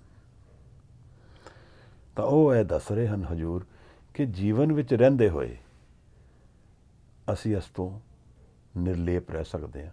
ਵੀ can live in the physical world and be free of it. ਇਹ ਹੈ ਪਾਵਰ ਕਿ ਜਿਹੜੀ ਚੀਜ਼ ਦੇ ਨਾਲ ਮੈਂ ਰਵਾਂ ਉਸ ਤੋਂ ਅਨਟੱਚਡ ਰਵਾਂ। ਕਿਵੇਂ ਹੈ ਪੋਸੀਬਲ? ਜਦ ਮੈਂ ਸ਼ਬਦ ਵਿੱਚ ਸੁਰਤ ਨੂੰ ਲੀਨ ਕਰ ਦਿੰਦਾ ਹਾਂ, ਮਨ ਵਿੱਚ ਸ਼ਬਦ ਨੂੰ ਹਾਜ਼ਰ ਕਰ ਦਿੰਦਾ ਹਾਂ, ਤਾਂ ਮੇਰੇ ਮਨ ਦੇ ਵਿੱਚ ਇੱਕ ਡਿਟੈਚਮੈਂਟ ਨੈਚੁਰਲੀ ਆ ਜਾਂਦੀ ਹੈ। ਔਰ ਉਹ ਜਿਹੜੀ ਡਿਟੈਚਮੈਂਟ ਹੈ ਮੈਨੂੰ ਦੁਨੀਆ ਦੇ ਵਿੱਚ ਰਹਿ ਕੇ ਵੀ ਉਸ ਤੋਂ ਫਰੀ ਰੱਖਦੀ ਹੈ। ਕਿਉਂਕਿ ਮੇਰੀ ਜੀਵਨ ਦਾ ਫਾਊਂਡੇਸ਼ਨ ਹੁਣ ਫਿਜ਼ੀਕਲ ਵਰਲਡ ਨਹੀਂ ਹੈ, ਸ਼ਬਦ ਹੈ। ਔਰ ਜਦ ਸ਼ਬਦ ਫਾਊਂਡੇਸ਼ਨ ਹੋ ਗਿਆ ਤਾਂ ਬਹੁਤ ਨਿਰਾਲੀ ਗੱਲ ਹੋ ਗਈ। ਮਨ ਦੇ ਵਿੱਚ ਇੱਕ ਦੁਨੀਆ ਖੁੱਲ੍ਹਣੀ ਸ਼ੁਰੂ ਹੋ ਗਈ ਜਿਹਦੇ ਵਿੱਚ ਨਾਮ ਦਾ ਵਾਸਾ ਹੈ। ਉਸ ਨਾਮ ਵਿੱਚ ਪ੍ਰੇਮ ਵੀ ਆ ਗਿਆ, ਆਨੰਦ ਵੀ ਆ ਗਿਆ ਔਰ ਇੱਕ ਪਰਮਾਨੈਂਸ ਵੀ ਆ ਗਈ। ਭਗਤ ਨਾਮਦੇਵ ਦਾ ਇੱਕ ਬਹੁਤ ਪਿਆਰਾ ਸ਼ਬਦ ਹੈ ਜਿਹੜਾ ਸਾਨੂੰ ਗਾਈਡ ਕਰਦਾ ਹੈ ਕਿ ਕਿਸ ਤਰ੍ਹਾਂ ਇਹ ਹੁੰਦਾ ਹੈ। ਆਨੀ ਲੈ ਕਾਗਦ ਕਾਟੀ ਲੈ ਗੁੱਡੀ, ਆਕਾਸ਼ ਮਦੇ ਭਰਮੀਆਲੇ, ਪੰਥ ਜਨਾ ਸਿਉ ਬਾਤ ਬਤਾਓ, ਚੀਤ ਸੋ ਡੋਰੀ ਰਾਖੀਅਲੇ। ਮਰਾਠੀ ਸ਼ਬਦ ਹੈ ਥੋੜਾ ਜਿਹਾ। ਆਨੀ ਲੈ ਕਾਗਦ ਕਾਟੀ ਲੈ ਗੁੱਡੀ, ਆਕਾਸ਼ ਮਦੇ ਭਰਮੀਅਲੇ, ਪੰਚ ਜਨਾ ਸਿਉ ਬਾਤ ਬਤੂਆ, ਚੀਤ ਸੋ ਡੋਰੀ ਰਾਖੀਅਲੇ। ਉਹ ਕਹਿੰਦੇ ਨੇ ਲਿਆਇਆ ਹੈ ਕਾਗਜ਼ ਔਰ ਉਸ ਤੋਂ ਪਤੰਗ ਬਣਾ ਲਈ ਹੈ। ਹੁਣ ਉਹਨੂੰ ਆਕਾਸ਼ ਵਿੱਚ ਉਡਾ ਰਿਹਾ ਹੈ ਔਰ ਉਡਾਉਂਦੇ ਸਾਰੇ ਮਿੱਤਰਾਂ ਨਾਲ ਗੱਲ ਵੀ ਕਰਦਾ ਹੈ। ਉਸ ਡੋਰੀ ਵੱਲ ਤਾਂ ਧਿਆਨ ਹੈ ਪਰ ਉਹ ਬਾਕੀ ਵੀ ਸਭ ਕੁਝ ਕਰ ਰਿਹਾ ਹੈ। ਉਹਦੀ ਅੰਤਰ ਦੀ ਇੱਕ ਸੈਂਸ ਜਗ ਗਈ ਹੈ ਜਿਹੜੀ ਉਸ ਪਤੰਗ ਵੱਲ ਉਹਦਾ ਧਿਆਨ ਚਲਾ ਗਿਆ ਹੈ। ਉਹ ਧਿਆਨ ਪਤੰਗ ਵੱਲ ਬੈਕ ਆਫ ਦਾ ਮਾਈਂਡ ਰਹਿੰਦਾ ਹੈ, ਉਹ ਨਹੀਂ ਟੁੱਟਦਾ। ਪਰ ਸਾਰੇ ਕਾਰਜ ਵੀ ਕਰ, ਆਪਣੇ ਦੋਸਤਾਂ ਨਾਲ ਗੱਲਾਂ ਵੀ ਕਰ ਰਿਹਾ ਹੈ। ਇਹ ਕਿਤਨੀ ਪਿਆਰੀ ਐਕਸਪਲੇਨੇਸ਼ਨ ਹੈ। ਫਿਰ ਇੱਕ ਹੋਰ ਐਕਸਪਲੇਨੇਸ਼ਨ ਦਿੰਦੇ ਹੈ ਔਰ ਉਹ ਇਸ ਤੋਂ ਵੀ ਥੋੜੀ ਨਿਰਾਲੀ ਹੈ। ਆਨੀਲੇ ਕੁੰਭੂ ਭਰੀਅਲੇ ਉਦਕ, ਰਾਜ ਕੁਆਰ पुरंदरिये, हस्त विनोद विचार करती है, हस्त विनोद विचार करती है, चीत सो गागर राखीअले। ਇਹ ਗੱਲ ਹੋ ਰਹੀ ਹੈ ਪਾਣੀ ਦੀ। ਆਨੀ ਅਲੇ ਕੁੰਭੂ ਜਿਹੜੀ ਜਵਾਨ ਕੁੜੀਆਂ ਪਾਣੀ ਚੱਕਣ ਲਿਜਾਂਦੀਆਂ ਹਨ। ਉਹ ਗਾਗਰ ਆਪਣੇ ਸਿਰ 'ਤੇ ਰੱਖਦੀਆਂ ਹਨ। ਹੁਣ ਅੱਜ ਦੇ ਸਮੇਂ 'ਚ ਸ਼ਾਇਦ ਘੱਟ ਗਈਆਂ ਹੋਣ, ਪਰ ਕਈਆਂ ਦੇ 3-3 4-4 ਗਾਗਰ ਸਿਰ 'ਤੇ ਹੁੰਦੀਆਂ, ਮਟਕੀਆਂ ਸਿਰ 'ਤੇ ਰੱਖਦੇ ਹੈ ਉਦਕ ਪਾਣੀ ਲਿਜਾਣ ਲਈ। ਔਰ ਫਿਰ ਕੀ ਕਰਦੇ ਹੈ? ਹਸਤ ਵਿਨੋਦ ਵਿਚਾਰ ਕਰਤੀ ਹੈ। ਰਸਤੇ ਵਿੱਚ ਉਹ ਚਲਦੀਆਂ ਨੇ, ਆਪਸ ਵਿੱਚ ਹੱਸਦੀਆਂ ਵੀ ਨੇ, ਵਿਚਾਰਾਂ ਵੀ ਕਰਦੀਆਂ ਨੇ, ਗੱਲਾਂ ਵੀ ਕਰਦੀਆਂ ਨੇ। ਚੀਤ ਸੋ ਗਾਗਰ ਰਾਖੀਏ ਲੈ। ਪਰ ਉਹਨਾਂ ਦਾ ਧਿਆਨ ਉਹਨਾਂ ਦੇ ਗਾਗਰ ਵਿੱਚ ਹੈ, ਅਨਨੋਇੰਗਲੀ ਹੈ। ਉਹ ਬੈਲੈਂਸ ਮੇਨਟੇਨ ਤਾਂ ਹੀ ਹੋ ਰਿਹਾ ਹੈ ਜੇ ਉਹਨਾਂ ਦਾ ਧਿਆਨ ਉਹਨਾਂ ਦੀ ਗਾਗਰ ਵਿੱਚ ਹੈ। ਹਸਤ ਵਿਨੋਦ ਵਿਚਾਰ ਕਰਤੀ ਹੈ, ਚੀਤ ਸੋ ਗਾਗਰ ਰਾਖੀਏ ਲੈ। ਇਹੋ ਜਿਹਾ ਇੱਕ ਰੈਫਰੈਂਸ ਸਪਿਰਿਚੁਅਲਿਟੀ ਨੂੰ ਅੰਡਰਸਟੈਂਡ ਕਰਨ ਵਾਸਤੇ ਇੱਕ ਪ੍ਰੈਗਨੈਂਟ ਲੇਡੀ ਦਾ ਵੀ ਦਿੱਤਾ ਜਾਂਦਾ ਹੈ, ਗਰਭਵਤੀ ਔਰਤ ਦਾ ਵੀ। ਉਹ ਗਰਭਵਤੀ ਹੈ, ਉਹਦੇ ਪੇਟ ਵਿੱਚ ਬੱਚਾ ਹੈ, ਪਰ ਉਹ ਸਾਰੇ ਕਾਰਜ ਕਰਦੀ ਹੈ। ਉਹਦਾ ਧਿਆਨ ਉਸ ਬੱਚੇ ਵੱਲ ਜ਼ਰੂਰ ਰਹਿੰਦਾ ਹੈ, ਨਾਲ ਨਾਲ ਸਭ ਕੁਝ ਕਰਦੇ ਹੋਏ ਉਸ ਨੂੰ ਸੰਭਾਲਦੀ ਹੈ। ਇਸੇ ਤਰ੍ਹਾਂ ਅਸੀਂ ਸੁਰਤ ਔਰ ਸ਼ਬਦ ਦੀ ਗੱਲ ਨੂੰ ਸੰਭਾਲਣਾ ਹੈ। ਦੁਨੀਆ ਵਿੱਚ ਸਭ ਕੁਝ ਕਰਦੇ ਹੋਏ ਇੱਕ ਸੁਰਤ ਸਾਡੀ ਸ਼ਬਦ ਵਿੱਚ ਲੀਨ ਰਹੇ ਤਾਂ ਮਹਾਰਾਜ ਕਹਿੰਦੇ ਨੇ, ਜੀਵਨ ਵਿੱਚ ਰਹਿੰਦੇ ਹੋਏ ਇਸ ਤੋਂ ਪਰੇ ਰਹੋਗੇ, ਇਸ ਜੀਵਨ ਦੀ ਅਡੋਲਤਾ ਤੋਂ ਡੋਲੋਗੇ ਨਹੀਂ। ਇਹ ਬਹੁਤ ਪਿਆਰੇ ਬਚਨ ਹਨ ਜਿਹੜੇ ਬਾਣੀ ਤੋਂ ਸਾਨੂੰ ਜੀਵਨ ਬਾਰੇ ਸਾਨੂੰ ਸਿਖਾ ਰਹੇ ਹਨ। How do I live in this world and yet be free of it? How do I manage life and yet find something much more valuable than life? ਐਸੇ ਚੀਜ਼ ਨੂੰ ਗੁਰੂ ਸਾਹਿਬ ਨੇ ਕਮਲ ਕਰਕੇ ਸਾਨੂੰ ਯੋਗੀਆਂ ਨੂੰ ਦੱਸਿਆ ਹੈ ਕਿ ਜੀਵਨ ਨੂੰ ਛੱਡ ਕੇ ਚਲੇ ਜਾਣ ਨਾਲ ਜੀਵਨ ਨਹੀਂ ਸਮਝ ਆਉਂਦਾ। ਜੀਵਨ ਦੇ ਵਿੱਚ ਰਹਿ ਕੇ ਹੀ ਜੀਵਨ ਨੂੰ ਟ੍ਰਾਂਸੈਂਡ ਕਰਿਆ ਜਾਂਦਾ ਹੈ। ਫਿਰ ਸਾਹਿਬ ਨੇ ਇੱਕ ਹੋਰ ਐਗਜ਼ਾਮਪਲ ਦਿੱਤਾ ਹੈ, ਜੈਸੇ ਜਲ ਮੇਂ ਕਮਲ ਨਿਰਾਲਮ ਮੁਰਗਾਈ ਨੈਸਾਣੇ। ਜਿਸ ਤਰ੍ਹਾਂ ਮੁਰਗੀ, ਜਿਸ ਤਰ੍ਹਾਂ ਬਰਡ ਇਨ ਵਾਟਰ ਬੋਡੀ ਰਹਿੰਦੀ ਹੈ, ਉਹਦੇ ਪੰਖ ਨਹੀਂ ਗਿੱਲੇ ਹੁੰਦੇ, ਇਸੇ ਤਰ੍ਹਾਂ ਅਸੀਂ ਜੀਵਨ ਵਿੱਚ ਜੀਏ ਪਰ ਇੱਕ ਪੱਖ ਸਾਡਾ ਨਿਰਲੇਪ ਰਹੇ। ਇਹਦੇ ਲਈ ਸ਼ਬਦ ਨਾਲ ਅਭਿਆਸ ਕਰਨਾ, ਨਿਰੰਤਰ ਸਾਂਝ ਕਰਨੀ, ਸੰਗਤ ਕਰਨੀ, ਕਿਉਂਕਿ ਕਲੈਕਟਿਵ ਸਪਿਰਿਚੁਅਲਿਟੀ ਸਿੱਖੀ ਦਾ ਇੱਕ ਆਧਾਰ ਹੈ। ਸੰਗਤ, ਸ਼ਬਦ ਦੀ ਸੰਗਤ, ਫਿਰ ਸਾਧ ਸੰਗਤ, ਫਿਰ ਜਿੱਥੇ ਸ਼ਬਦ ਦੀ ਸੰਗਤ ਸਾਂਝੀ ਹੋਏ ਉਸ ਨੂੰ ਸਾਹਿਬ ਨੇ ਉਸ ਨੂੰ ਵੀ ਕਿਹਾ ਹੈ ਕਿ ਉਸ ਵਿੱਚ ਇਹ ਕਲੈਕਟਿਵ ਸਪਿਰਿਚੁਅਲਿਟੀ ਦੀ ਗੱਲ ਹੈ। ਬੁੱਧਿਜ਼ਮ ਔਰ ਸਿੱਖਿਜ਼ਮ ਇਹ ਦੋ ਧਰਮ ਹਨ ਦੁਨੀਆ ਦੇ ਜਿਹੜੇ ਕਲੈਕਟਿਵ ਸਪਿਰਿਚੁਅਲਿਟੀ ਨੂੰ ਗਿਣਦੇ ਹਨ। ਬੁੱਧਿਜ਼ਮ ਵਿੱਚ ਵੀ ਧੰਮਾਪਦਾ ਵਿੱਚ ਜਦੋਂ ਉਹ ਕਹਿੰਦਾ ਹੈ, ਉਹ ਅਖੀਰ ਵਿੱਚ ਸੰਗ ਸ਼ਰਨਮ ਗੱਛਾਮੀ, ਪਹਿਲੇ ਬੁੱਧ ਦੀ ਸ਼ਰਨ ਜਾਓ, ਬੁੱਧਮ ਸ਼ਰਨਮ ਗੱਛਾਮੀ, ਫਿਰ ਧਰਮ ਦੀ ਸ਼ਰਨ ਜਾਓ, ਧਰਨਮ ਸ਼ਰਨਮ ਗੱਛਾਮੀ, ਫਿਰ ਸੰਗ ਦੀ ਸ਼ਰਨ ਜਾਓ, ਸੰਗਮ ਸ਼ਰਨਮ ਗੱਛਾਮੀ। ਸੰਗਤ ਦੀ ਕਲੈਕਟਿਵ ਸਪਿਰਿਚੁਅਲਿਟੀ। ਔਰ ਸਿੱਖੀ ਵਿੱਚ ਤਾਂ ਪੁਰਾਣਾ ਆਧਾਰ ਹੈ, ਜਿੱਥੇ ਗੁਰੂ ਵੀ ਵਿਸਵੇ ਤਾਂ ਸੰਗਤ 21 ਵਿਸਵੇ। ਸੰਗਤ ਨੂੰ ਗੁਰੂ ਦੇ ਉੱਪਰ ਗਿਣਿਆ ਹੋਇਆ। ਸੁਰਤ ਸ਼ਬਦ। ਫਿਰ ਹੁਣ ਗੱਲ ਸਾਹਿਬ ਜਿਹੜੀ ਕਰਦੇ ਹਨ ਉਹ ਇਹ ਸਮਝਾ ਰਹੇ ਹਨ ਕਿ ਸ਼ਬਦ ਔਰ ਸੁਰਤ ਭਵਸਾਗਰ ਤਰੀਏ ਨਾਨਕ ਨਾਮ ਵਖਾਣੇ। ਇਹ ਜਿਹੜੀ ਦੁਨੀਆ ਹੈ, ਇਹ ਜਿਹੜਾ ਪ੍ਰਸ਼ਨ, ਓਰੀਜਨਲ ਪ੍ਰਸ਼ਨ ਚਰਪਟ ਦਾ ਸੀ ਕਿ ਕਿਵੇਂ ਪਾਰ ਜਾਵਾਂਗੇ, ਉਸੇ ਦੇ ਉੱਤੇ ਹੁਣ ਦਾ ਸਾਹਿਬ ਆਏ ਹਨ ਕਿ ਇਹ ਸ਼ਬਦ ਔਰ ਸੁਰਤ ਦੀ ਖੇਡ ਦੇ ਵਿੱਚ ਅਸੀਂ ਇਸ ਸਾਗਰ ਨੂੰ ਤਰ ਸਕਦੇ ਹਾਂ। This is what is the message for you and me. ਹੁਣ ਇਹਦੇ ਲਈ ਸਿਰਫ ਇਹਨੂੰ ਇੱਕ ਦਿਨ ਵਿਚਾਰਨ ਨਾਲ ਗੱਲ ਨਹੀਂ ਬਣਨੀ। We need to commit some energy and time every day, ਜਿੱਥੇ ਸ਼ਬਦ ਨਾਲ ਲੀਨ ਹੋਈਏ। ਸ਼ਬਦ ਨਾਲ ਲੀਨ ਹੋਣ ਦਾ ਇੱਕ ਸੌਖਾ ਤਰੀਕਾ ਹੈ ਕਿ ਵੈਖਰੀ ਬਾਣੀ ਵਿੱਚ ਉੱਚੇ ਉੱਚੀ ਆਪ ਗਾ ਨਹੀਂ ਸਕਦੇ ਤਾਂ ਪੜ੍ਹੀਏ, ਚਾਹੇ ਉਹ ਸਿਰਫ ਮੂਲ ਮੰਤਰ ਹੀ ਪਕੜ ਲਈਏ। ਸਿਰਫ ਬੈਠ ਜਾਈਏ, ਇਸ਼ਨਾਨ ਕਰਕੇ 5 10 15 ਜਦੋਂ ਵੀ ਜਿਤਨਾ ਵੀ ਟਾਈਮ ਸੌਖਾ ਮਿਲ ਸਕੇ ਮੂਲ ਮੰਤਰ 'ਤੇ ਅਸੀਂ ਬਾਣੀਆਂ ਪੜ੍ਹਨੀਆਂ ਹਨ ਜੋ ਹੁਕਮ ਹੈ, ਪਰ ਇਹ ਅਭਿਆਸ ਨਾਲ ਇਸ ਤਰ੍ਹਾਂ ਕਰੀਏ ਕਿ ਮੂਲ ਮੰਤਰ ਨਾਲ ਸਾਂਝ ਪੈ ਜੇ, ਜਾਂ ਕੋਈ ਹੋਰ ਸ਼ਬਦ ਆਪ ਨੂੰ ਅੱਛਾ ਲੱਗਦਾ ਹੋਏ, ਜਾਂ ਆਪ ਜਪਜੀ ਪੜ੍ਹ ਸਕੋ, ਇਸ ਤਰ੍ਹਾਂ ਆਪ ਨੂੰ ਕੰਠ ਹੋਏ, ਅੱਖਾਂ ਬੰਦ ਕਰਕੇ ਜਪਜੀ ਪੜ੍ਹ ਸਕੋ, ਜਾਂ ਕੋਈ ਹੋਰ ਬਾਣੀ ਨਾਲ ਪ੍ਰੇਮ ਹੋਏ ਜ਼ਿਆਦਾ। ਉਹਨੂੰ ਜਦੋਂ ਬੋਲ ਕੇ ਪੜ੍ਹਾਂਗੇ ਔਰ ਸੁਣਾਂਗੇ ਔਰ ਸੈਂਸਿਸ ਸਾਰੀ ਉਹਦੇ 'ਚ ਅਬਜ਼ੋਰਬ ਕਰਾਂਗੇ ਤਾਂ ਮਨ ਜੁੜ ਜਾਏਗਾ। ਫਿਰ ਜੋ ਸਾਨੂੰ ਬਾਣੀ ਦੱਸਦੀ ਹੈ ਇਹ ਹੌਲੇ ਹੌਲੇ ਸ਼ਬਦ ਇੰਟਰਨਲਾਈਜ਼ ਹੋ ਜਾਏਗਾ। ਇਹਨੂੰ ਬਾਣੀ ਜਾਪ ਸੋ ਅਜਪਾ ਜਪੇ, ਇਹਨੂੰ ਫਿਰ ਜਪਣ ਦੀ ਲੋੜ ਨਹੀਂ ਪੈਂਦੀ ਕਹਿੰਦੇ ਹਨ। ਮੈਨੂੰ ਤਾਂ ਐਕਸਪੀਰੀਅੰਸ ਨਹੀਂ ਹੈ, ਜਿਨ੍ਹਾਂ ਨੂੰ ਹੈ ਬਾਣੀ ਇਹ ਦੱਸਦੀ ਹੈ ਸਾਨੂੰ ਕਿ ਫਿਰ ਉਹ ਅਜਪਾ ਜਾਪ ਜਪਿਆ ਜਾਂਦਾ ਹੈ। ਸਾਨੂੰ ਸ਼ਬਦ ਔਰ ਮਨ ਦੇ ਨਾਲ ਰਿਲੇਸ਼ਨ ਬਣਾਉਣਾ ਹੈ। ਸੁਰਤ ਨੂੰ ਅਸੀਂ ਸਮਝੀਏ ਮਨ ਹਾਲੇ, ਕਿਉਂਕਿ ਸੁਰਤ ਬਹੁਤ ਡੂੰਘਾ ਸ਼ਬਦ ਹੈ। ਇਕਾਗਰ ਮਨ ਦੀ ਗੱਲ ਚੱਲਦੀ ਹੈ ਸੁਰਤ ਵਿੱਚ, ਟਰਾਂਸੈਂਡਿੰਗ ਮਾਈਂਡ ਦੀ ਗੱਲ ਚੱਲਦੀ ਹੈ, ਜਿੱਥੇ ਆਲਰੇਡੀ ਉਹ ਥਾਟ ਪ੍ਰੋਸੈਸ ਨੂੰ ਟਰਾਂਸੈਂਡ ਕਰ ਚੁੱਕਿਆ, ਬਸ ਥੋੜ੍ਹੀ ਦੇਰ ਬੈਠਾ ਟਰਾਂਸੈਂਡ ਕਰ ਗਿਆ, ਫਿਰ ਸ਼ਬਦ ਵਿੱਚ ਲੀਨ ਹੋ ਗਿਆ। ਇਹ ਬਾਣੀ ਦੇ ਵਿੱਚ ਐਕਸਪੀਰੀਅੰਸ ਸਾਨੂੰ ਆਉਂਦਾ ਹੈ।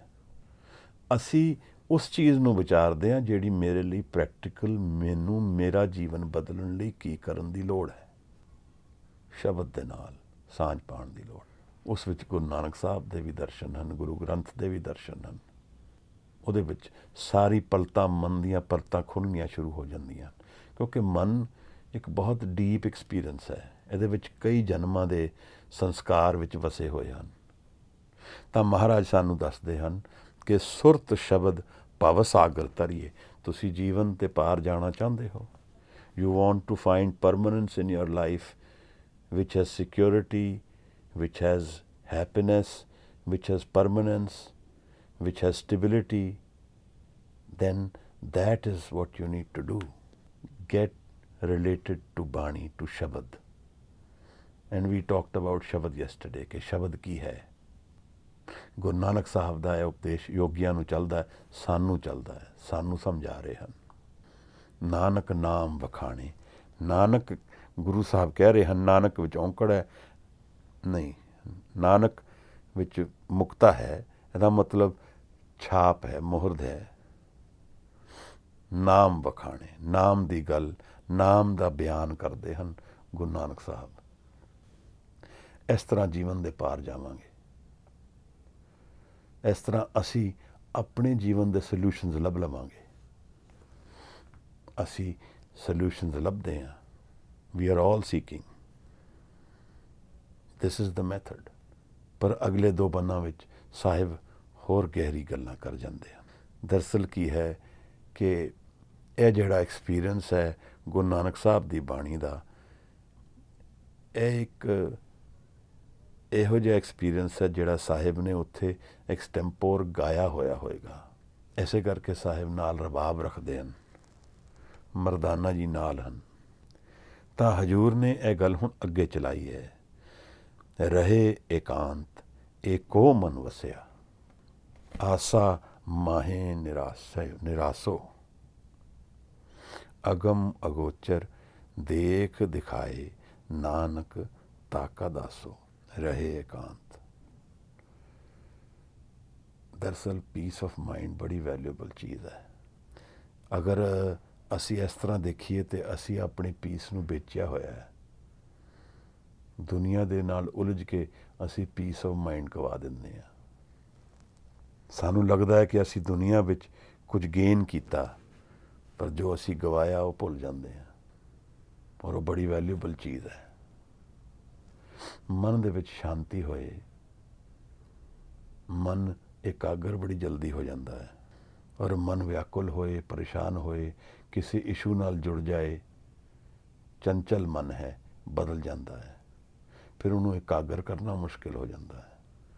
ਮਹਾਰਾਜ ਇਕਾਗਰ ਮਨ ਹੀ ਤਾਂ ਜਾਏਗਾ ਨਾ ਮਿਲਣ ਆਪਣੇ ਗੁਰੂ ਨੂੰ। ਖਿੰਡਿਆ ਹੋਇਆ ਡਿਸਟਰਬਡ ਮਾਈਂਡ ਨਹੀਂ ਗੁਰੂ ਨੂੰ ਮਿਲਣ ਜਾ ਸਕਦਾ। ਜਦੋਂ ਥਾਟ ਗਿਰ ਜਾਏ ਔਰ ਇਕਾਗਰ ਹੋ ਜਾਏ, ਫਿਰ ਉਹਦੇ 'ਚ ਐਬਿਲਿਟੀ ਆ ਜਾਂਦੀ ਹੈ to see from the mind. ਇਸ ਨੂੰ ਸਾਹਿਬ ਨੇ ਲੋਇਣ ਸੁਰਤ ਕਰੇ। ਲੋਇਣ ਦਾ ਮਤਲਬ ਦੇਖਣਾ, ਸੁਰਤ ਦੀਆਂ ਅੱਖਾਂ ਨਾਲ ਦੇਖਦਾ ਹੈ। ਅਸੀਂ ਜਦੋਂ ਦੁਨੀਆ ਵਿੱਚ ਵੀ ਦੇਖਦੇ ਹਾਂ ਤਾਂ ਮਨ ਨਾਲ ਹੀ ਤਾਂ ਦੇਖਦੇ ਹਾਂ ਨਾ। ਤੁਸੀਂ ਕਿਧਰੇ ਦੇਖ ਰਹੇ ਹੁੰਦੇ ਹੋ, ਤੁਹਾਡਾ ਦੋਸਤ ਆ ਕੇ ਤੁਹਾਨੂੰ ਕਹਿੰਦਾ ਤੁਸੀਂ ਦੇਖਿਆ ਨਹੀਂ, ਮੈਂ ਤਾਂ ਸਾਹਮਣੇੋਂ ਲੰਘ ਕੇ ਗਿਆ। ਤੁਸੀਂ ਸੋਚ ਕਿਧਰੇ ਹੋਰ ਰਹੇ ਸੀ, ਮਨ ਕਿਧਰ ਹੋਰ ਸੀ। ਅੱਖਾਂ ਤਾਂ ਦੇਖ ਰਹੀਆਂ ਸਨ, ਮਨ ਤਾਂ ਕਿਧਰੇ ਹੋਰ ਸੀ। ਤਾਂ ਸਾਹਿਬ ਕਹਿੰਦੇ ਨੇ ਜਦੋਂ ਮਨ ਇਕਾਗਰ ਹੋ ਜੇ ਤਾਂ ਲੋਇਣ ਸੁਰਤ ਕਰੇ, ਫਿਰ ਉਹਦੀ ਦ੍ਰਿਸ਼ਟੀ ਬਣ ਜਾਂਦੀ ਹੈ। ਮਨ ਆਪਣੇ ਆਪ ਵਿੱਚ ਦੇਖਣ ਦੀ ਐਬਿਲਿਟੀ ਰੱਖਦਾ ਹੈ ਫਿਰ। ਅਤੇ ਗੁਰੂ ਦੇ ਦਰਸ਼ਨ, ਫਿਰ ਦਰਸ਼ਨ ਸ਼ਬਦ ਅਸੀਂ ਕੱਲ੍ਹ ਵਿਚਾਰਿਆ ਸੀ। ਦਰਸ਼ਨ ਤੋਂ ਰਿਅਲਾਈਜ਼ ਕਰਨਾ, ਜਾਣ ਲੈਣਾ, ਕਿਉਂਕਿ ਗੁਰੂ ਤਾਂ ਕਿਧਰੇ ਗਿਆ ਨਹੀਂ ਹੈ, ਉਹ ਤਾਂ ਹਾਜ਼ਰ ਹੈ। ਮੇਰੇ ਮਨ ਦੀ ਇਕਾਗਰਤਾ ਦੀ ਦੇਰੀ ਹੈ ਬਸ। ਗੁਰੂ ਤਾਂ ਸਿੱਖ ਦੀ ਅਰਾਧਨਾ ਵਿੱਚ ਹਾਜ਼ਰ ਹੈ। ਅਗਰ ਐਜ਼ ਏ ਸਿੱਖ ਮੈਂ ਅਰਾਧ ਸਕਦਾ ਵਾਂ, if I can call him with stable focused mind, be in presence of my guru, then guru will be there। ਇਹ ਸਾਕਾਰ ਔਰ ਨਿਰਾਕਾਰ ਦੀ ਹੀ ਤਾਂ ਖੇਡ ਚੱਲਦੀ ਹੈ, ਹੋਰ ਕੁਛ ਨਹੀਂ ਹੈ। ਜਿਉਂ ਜਲ ਮੇਂ ਜਲ ਆਏ ਖਟਾਨਾ, ਤਿਉਂ ਜੋਤੀ ਸੰਗ ਜੋਤ ਸਮਾਨਾ। ਮਿਟ ਗਏ ਗਮਨ ਪਾਏ ਬਿਸਰਾਮ। ਰੈਸਟ ਮਿਲ ਗਿਆ। ਅਸੀਂ ਸੌਣ ਨੂੰ ਰੈਸਟ ਗਿਣਦੇ ਹਾਂ, ਉਹ ਨਾਮ ਨੂੰ ਰੈਸਟ ਗਿਣਦੇ ਹੈ। ਅਸਲ ਵਿਸਰਾਮ ਨਾਮ ਦੇ ਵਿੱਚ ਹੀ ਹੈ। ਜਦੋਂ ਮੈਂ ਨਾਮ ਦੇ ਅਭਿਆਸ ਵਿੱਚ ਰਹਿੰਦਾ ਹਾਂ ਤਾਂ ਮੇਰੇ ਕੋਲ ਦੋ ਗੱਲਾਂ ਆਉਂਦੀਆਂ ਹਨ। ਇੱਕ ਤਾਂ ਮੇਰਾ ਮਨ ਤ੍ਰਿਪਤ ਹੋ ਜਾਂਦਾ ਹੈ, ਭਟਕਣਾ ਛੱਡ ਦਿੰਦਾ ਹੈ, ਵਾਂਡਰਿੰਗ ਚਲੀ ਜਾਂਦੀ ਹੈ ਮਨ ਦੀ। ਦੂਸਰਾ, ਉਹਨੂੰ ਰੈਸਟ ਮਿਲ ਜਾਂਦਾ ਹੈ, ਮਨ ਖੜਾ ਹੋ ਜਾਂਦਾ ਹੈ। ਨਾਮ ਜਪਤ ਤ੍ਰਿਸ਼ਨਾ ਸਭ ਬੁਝੀ ਹੈ, ਨਾਨਕ ਤ੍ਰਿਪਤ ਗਾਈ। ਤਾਂ ਨਾਮ ਦੇ ਵਿੱਚ ਹੀ ਤਾਂ ਲੀਨ ਹੋਣਾ ਹੈ ਮਹਾਰਾਜ। ਇਹ ਸਾਰੀ ਡਿਸਕਸ਼ਨ, ਸਾਰੇ ਡਿਸਕੋਰਸਿਸ, ਸਾਰੀ ਅੰਡਰਸਟੈਂਡਿੰਗ ਇਸ ਨਾਮ ਵਾਲੀ ਹੀ ਹੈ। ਇਹ ਸ਼ਬਦ ਔਰ ਮਨ ਦੇ ਰਿਲੇਸ਼ਨ ਨੂੰ ਇਸਟੈਬਲਿਸ਼ ਕਰਨ ਲਈ, ਪ੍ਰੇਰਿਤ ਕਰਨ ਲਈ ਹੈ। ਅਸੀਂ ਜੀਵਨ ਦੀ ਦੁਨੀਆ ਦੀ ਮੁਸੀਬਤਾਂ ਤੋਂ ਜਵਾਬ ਲੱਭਦੇ ਹਾਂ, ਸ਼ਬਦ ਔਰ ਸੁਰਤ ਦੇ ਵਿੱਚ ਹੈ। ਸਾਰੇ ਜਵਾਬ ਉਹਦੇ 'ਚ ਨੇ। ਔਰ ਜੇ ਸਾਰੀ ਦੁਨੀਆ ਲੱਭ ਜੇ ਔਰ ਸ਼ਬਦ ਔਰ ਸੁਰਤ ਨਾ ਮਿਲੇ ਤਾਂ ਕੁਛ ਵੀ ਨਹੀਂ ਮਿਲਿਆ, ਰਾਖ ਹੀ ਰਹਿ ਜਾਏਗੀ ਬਸ। ਇਸੇ ਤਰ੍ਹਾਂ ਜੀਵਨ ਹੈ। ਮਹਾਰਾਜ ਸਾਨੂੰ ਕਿਰਪਾ ਕਰਨ, ਅਸੀਂ ਮਨ ਦੀ ਉਹਨਾਂ ਤਹਿਾਂ ਨੂੰ ਖੋਲ੍ਹ ਸਕੀਏ ਜਿਹੜੀ ਆਨੰਦ ਨਾਲ ਭਰੀਆਂ ਹਨ, ਜੋਤ ਨਾਲ ਭਰੀਆਂ ਹਨ। ਉਹਦੀ ਨਜ਼ਰ ਨਾਲ ਹੀ ਹੈ ਹੋ ਸਕਦਾ, ਸ਼ਬਦ ਦੀ ਹਜ਼ੂਰੀ ਨਾਲ ਹੀ ਹੋ ਸਕਦਾ। ਤਾਂ ਸਾਹਿਬ ਸਮਝਾਉਂਦੇ ਹਨ, ਸੁਰਤ ਸ਼ਬਦ ਭਵਸਾਗਰ ਤਰੀਏ, ਨਾਨਕ ਨਾਮ ਵਖਾਣੇ। ਰਹੇ ਇਕਾਂਤ। ਦੇਖੋ ਕਿੰਨਾ ਇਕਾਗਰ ਸ਼ਬਦ ਹੈ, ਬਿਲਕੁਲ ਮਨ ਇਕਾਗਰ ਕਰਨ ਵਾਲਾ। ਰਹੇ ਇਕਾਂਤ। ਇਕਾਂਤ ਦਾ ਮਤਲਬ ਆਪਣੇ ਧਿਆਨ ਵਿੱਚ ਹੋ ਗਿਆ, ਉੱਥੇ ਸਭ ਦੁਨੀਆ ਤੋਂ ਟੁੱਟ ਗਿਆ। ਹੁਣ ਦੁਨੀਆ ਹੀ ਨਹੀਂ ਰਹੀ, ਮਨ ਦੇ ਅੰਦਰ ਵਾਸਾ ਹੋ ਗਿਆ। ਤਾਂ ਕਰਕੇ ਬਾਣੀ ਨੂੰ ਮਨ ਦੇ ਵਿੱਚ ਘਰ ਕਿਹਾ ਹੈ। ਘਰ, my house, my real abode of living is within my mind, where all the rest, peace, love exist. ਉੱਥੇ ਹੀ ਜਾਣਾ ਹੈ। ਅਸੀਂ ਸਾਰੇ ਜਾ ਸਕੀਏ। ਮੈਂ ਵੀ ਗੱਲਾਂ ਕਰਦਾ ਆਪ ਨਾਲ, ਮੈਨੂੰ ਵੀ ਨਹੀਂ ਪਤਾ ਹੈ, ਮੈਂ ਵੀ ਜਾਣਨਾ ਚਾਹੁੰਦਾ ਹਾਂ, ਪਰ ਬਾਣੀ ਦੱਸਦੀ ਹੈ। ਮਹਾਰਾਜ ਕਹਿੰਦੇ ਨੇ ਰਹੇ ਇਕਾਂਤ। ਇਹੋ ਜਿਹੀ ਪੀਸ, ਇਹ ਸ਼ਬਦ ਕਿਤਨਾ ਪੀਸਫੁਲ ਹੈ। ਇਕਾਂਤ ਹੱਦ ਹੈ, ਜਿਸ ਦੀ ਲਿਮਿਟ ਹੈ। ਹੁਣ ਇਸ ਤੋਂ ਪੀਸ ਹੀ ਪੀਸ ਦਿਖਦੀ ਹੈ, ਉਹਦੇ 'ਚ ਉਤਰ ਗਿਆ ਹੈ। ਏਕੋ ਮਨ ਵਸਿਆ, ਇੱਕ ਮਨ ਵਿੱਚ ਵਸ ਗਿਆ। ਦੁਐਤ ਮਨ ਨਹੀਂ ਰਹਿ ਗਿਆ, ਡੂਅਲ ਮਾਈਂਡ ਨਹੀਂ ਰਹਿ ਗਿਆ, ਇੱਕ ਮਨ ਵਿੱਚ ਵਸ ਗਿਆ। ਇੱਕ ਮਨ, ਇੱਕ ਚਿੱਤ। ਜਿੱਥੇ ਥਾਟ ਹੁਣ ਫਲੋ ਹੋਣੀ ਬੰਦ ਹੋ ਗਈ ਹੈ, ਉਸ ਇੱਕ ਮਨ ਵਿੱਚ ਵਸ ਗਿਆ ਜਿਹੜਾ ਸੱਚਾ ਮਨ ਹੈ। ਜਿੱਥੇ ਨਿਰੰਕਾਰ ਵਸਦਾ ਹੈ, ਉਸ ਮਨ ਵਿੱਚ ਵਸ ਕੇ ਕੀ ਹੁੰਦਾ ਹੈ? ਮਹਾਰਾਜ ਕਹਿੰਦੇ ਨੇ, ਆਸਾ ਮਾਹੇ ਨਿਰਾਸਾ। ਦੁਨੀਆ ਵਿੱਚ ਆਸ ਕਰਕੇ ਜੀਂਦੇ ਹਾਂ, ਪਰ ਹੁਣ ਸਾਨੂੰ ਇਸ ਦੁਨੀਆ ਦੀ ਆਸ 'ਤੇ ਡਿਪੈਂਡੈਂਸ ਨਹੀਂ ਹੈ। ਅਸੀਂ ਇਹਦੇ ਬਾਰੇ ਨਿਰਾਸ਼ ਹਾਂ। ਜੋ ਸਾਨੂੰ ਮਿਲਣਾ ਚਾਹੀਦਾ ਸਾਡੇ ਅੰਤਰ ਮਨ ਵਿੱਚ ਮਿਲ ਗਿਆ ਹੈ। ਸਾਡੀ ਡਿਪੈਂਡੈਂਸ ਹੁਣ ਜੀਵਨ ਦੀ ਐਕਸਪੈਕਟੇਸ਼ਨ 'ਤੇ ਨਹੀਂ ਰਹਿ ਗਈ ਹੈ। ਜੀਂਦੇ ਜ਼ਰੂਰ ਹਾਂ ਅਸੀਂ, ਆਸਾ ਫਿਰ ਵੀ ਕਰਦੇ ਹਾਂ, ਪਰ ਉਹਦੇ ਪਿੱਛੇ ਅਸੀਂ ਜਾਣਦੇ ਹਾਂ ਬੈਕ ਆਫ ਮਾਈਂਡ ਕਿ ਅਸਲ ਜਿਹੜਾ ਪਾਣਾ ਹੈ ਉਹ ਮਨ ਦੇ ਵਿੱਚ ਪਾ ਲਿਆ ਹੈ। ਤੱਤ ਜਿਹੜਾ ਪਾਣਾ ਹੈ ਉਹ ਮੇਰੇ ਨਾਲ ਹੈ। ਹੁਣ ਆਸਾ ਮਾਹੇ ਨਿਰਾਸਾ, ਮੈਨੂੰ ਉਸ ਜੀਵਨ ਤੋਂ ਕੋਈ ਹੁਣ ਆਸ ਨਹੀਂ ਹੈ, ਕੋਈ ਐਕਸਪੈਕਟੇਸ਼ਨ ਨਹੀਂ ਹੈ। ਹਾਂ, ਮੈਂ ਜੀ ਰਿਹਾ ਹਾਂ, ਇੱਕ ਪਲੇਨ ਵਿੱਚ ਆਸ ਵੀ ਕਰਦਾ ਹਾਂ, ਬਟ ਉਸ ਪਲੇਨ ਤੱਕ ਹੀ ਸੀਮਤ ਹੈ। ਮੈਨੂੰ ਹੁਣ ਕਾਹਦੀ ਆਸ? ਪੂਰੇ ਭੰਡਾਰੇ ਖੁੱਲ੍ਹ ਗਏ ਹਨ ਆਨੰਦ ਦੇ। ਜੋ ਸਾਰੇ ਜਵਾਹਰ ਜੇਵਰ ਜਾਇਦਾਦਾਂ ਜੋ ਮੈਨੂੰ ਨਹੀਂ ਦੇ ਸਕਦੀਆਂ ਆਨੰਦ, ਉਹ ਮੈਨੂੰ ਅੰਤਰ ਮਨ ਵਿੱਚ ਜੇ ਮਿਲ ਗਿਆ ਤਾਂ ਮੈਨੂੰ ਜੀਵਨ ਦੀ ਕੀ ਆਸ ਰਹਿ ਜਾਏਗੀ? ਨਿਰੰਕਾਰ ਦੀ ਕਿਰਪਾ ਨਾਲ, ਗੁਰੂ ਦੀ ਸ਼ਬਦ ਦੀ ਕਿਰਪਾ ਨਾਲ, ਗੁਰੂ ਨਾਨਕ ਸਾਹਿਬ ਦੀ ਨਜ਼ਰ ਨਾਲ ਅਸੀਂ ਕਿਸੇ ਦਿਨ ਸ਼ਾਇਦ ਕਮਾ ਪਾਈਏ। ਔਰ ਸਾਨੂੰ ਇਹ ਭਰੋਸਾ ਪੂਰਾ ਹੋਣਾ ਚਾਹੀਦਾ ਕਿ ਜ਼ਰੂਰ ਕਮਾਵਾਂਗੇ। ਗੁਰੂ ਨਾਨਕ ਦੇ ਸਿੱਖ ਬਣ ਕੇ ਜ਼ਰੂਰ ਕਮਾਵਾਂਗੇ। ਇਹ ਅਰਦਾਸ ਨਾਲ ਰੱਖੀਏ। ਮਹਾਰਾਜ ਕਹਿੰਦੇ ਨੇ, ਅਗਮ ਅਗੋਚਰ ਦੇਖ ਦਿਖਾਏ ਨਾਨਕ ਤਾਕਾ ਦਾਸੋ। ਇਹ ਅਗਮ ਔਰ ਅਗੋਚਰ, ਇਹ ਦੋ ਸ਼ਬਦ ਹਨ। ਇਹਦਾ ਮਤਲਬ ਕੀ ਬਣਦਾ ਹੈ? ਇਹਦਾ ਮਤਲਬ ਅਗਮ ਤੋਂ ਅਰਥ ਬਣਦਾ ਹੈ ਜਿਹੜਾ ਜਿੱਥੇ ਅਸੀਂ ਪਹੁੰਚ ਨਹੀਂ ਪਾਉਂਦੇ, ਜਿੱਥੇ ਸਾਡੀ ਰੀਚ ਨਹੀਂ ਹੈ। ਇਹ ਕੀ ਮਤਲਬ ਹੋਇਆ? ਮੇਰੀ ਰੀਚ ਸਿਰਫ ਨੋਨ ਵਰਲਡ ਤੱਕ ਹੈ, ਅਨਨੋਨ ਵਰਲਡ ਤੱਕ ਮੈਂ ਨਹੀਂ ਪਹੁੰਚ ਸਕਦਾ, ਕਿਉਂਕਿ ਮੇਰੀ ਥੋਟ ਹੀ ਡਿਵਾਈਡਡ ਹੈ। ਇਸ ਕਰਕੇ ਉਹ ਜਿਹੜੀ ਅਸਲ ਤੱਤ ਜਾਣਨ ਵਾਲੀ ਦੁਨੀਆ ਹੈ, ਉਹਦੇ ਤੱਕ ਮੈਂ ਪਹੁੰਚ ਨਹੀਂ ਪਾਉਂਦਾ। ਤਾਂ ਸਾਹਿਬ ਨੇ ਯੂਜ਼ ਕੀਤਾ ਸ਼ਬਦ ਅਗਮ, ਔਰ ਇਸ ਅਗਮ ਤੋਂ ਸਾਨੂੰ ਗਿਆਨ ਹੋ ਰਿਹਾ ਹੈ ਉਸ ਦੁਨੀਆ ਦਾ ਜਿੱਥੇ ਮੈਂ ਨਹੀਂ ਪਹੁੰਚ ਸਕਦਾ। ਇਹਨੂੰ ਅਸੀਂ ਜਾਣੀਏ ਕਿ ਇੱਕ ਨੋਨ ਵਰਲਡ ਹੈ ਜਿੱਥੇ ਅਸੀਂ ਰੋਜ਼ ਵਿਚਰਦੇ ਹਾਂ, ਇੱਕ ਅਨਨੋਨ ਵਰਲਡ ਹੈ ਜਿੱਥੇ ਅਸੀਂ ਜਾ ਨਹੀਂ ਸਕਦੇ। ਔਰ ਅਗੋਚਰ ਦਾ ਕੀ ਅਰਥ ਹੈ? ਜਿੱਥੇ ਅਗੋਚਰ ਦਾ ਅਰਥ ਇਹ ਬਣਦਾ ਹੈ ਉਹ ਜਿਹੜੇ ਸਾਡੇ ਵਿਚਾਰ ਨਹੀਂ ਜਾਂਦੇ। ਔਰ ਇਸ ਦੁਨੀਆ ਦੇ ਵਿੱਚ ਨਿਰੰਕਾਰ ਇਹ ਦੋਨੋਂ ਚੀਜ਼ਾਂ ਸਾਹਿਬ ਕਹਿੰਦੇ ਹਨ ਜਿਹੜਾ ਦਿਖਾ ਸਕਦਾ ਹੈ, ਜਿਹੜਾ ਇੰਦਰੀਆਂ ਤੋਂ ਪਰੇ ਹੈ ਸਾਡੇ, ਜਿਹੜੀ ਸੈਂਸਿਸ ਤੋਂ ਬਿਯੋਂਡ ਹੈ, ਉਹਨੂੰ ਅਗੋਚਰ ਕਿਹਾ ਹੈ। ਅਨਨੋਨ ਵਰਲਡ ਦੀ ਗੱਲ ਚੱਲਦੀ ਹੈ। ਮਹਾਰਾਜ ਕਹਿੰਦੇ ਨੇ ਉਹ ਜਿਹੜਾ ਸਾਨੂੰ ਸਮਝ ਨਹੀਂ ਆਉਂਦਾ ਕਿੱਥੇ ਹੈ, ਕਿੱਥੇ ਅਸੀਂ ਉੱਥੇ ਤੱਕ ਪਹੁੰਚ ਸਕਦੇ ਹਾਂ। ਉਹ ਜਿਹੜੀ ਮੇਰੇ ਸੈਂਸਿਸ ਦੇ ਰੀਚ ਦੇ ਬਿਯੋਂਡ ਹੈ। ਇਹ ਇੰਟੈਂਸ ਸਪਿਰਿਚੁਅਲ ਡਾਇਮੈਂਸ਼ਨਸ ਨੇ, ਪਰ ਮੇਰੇ ਮਨ ਦੇ ਰੀਚ ਵਿੱਚ ਨੇ, ਜਿੱਥੇ ਮੇਰਾ ਈਗੋ ਬੇਸਡ ਮਾਈਂਡ ਨਹੀਂ ਹੈ। ਉਸ ਮਨ ਦੀ ਗੱਲ ਜਦੋਂ ਸਾਹਿਬ ਸਾਡੇ ਨਾਲ ਕਰਦੇ ਹਨ, ਨਾਨਕ ਦੇਖ ਦਿਖਾਏ ਨਾਨਕ ਤਾਕਾ ਦਾਸੋ।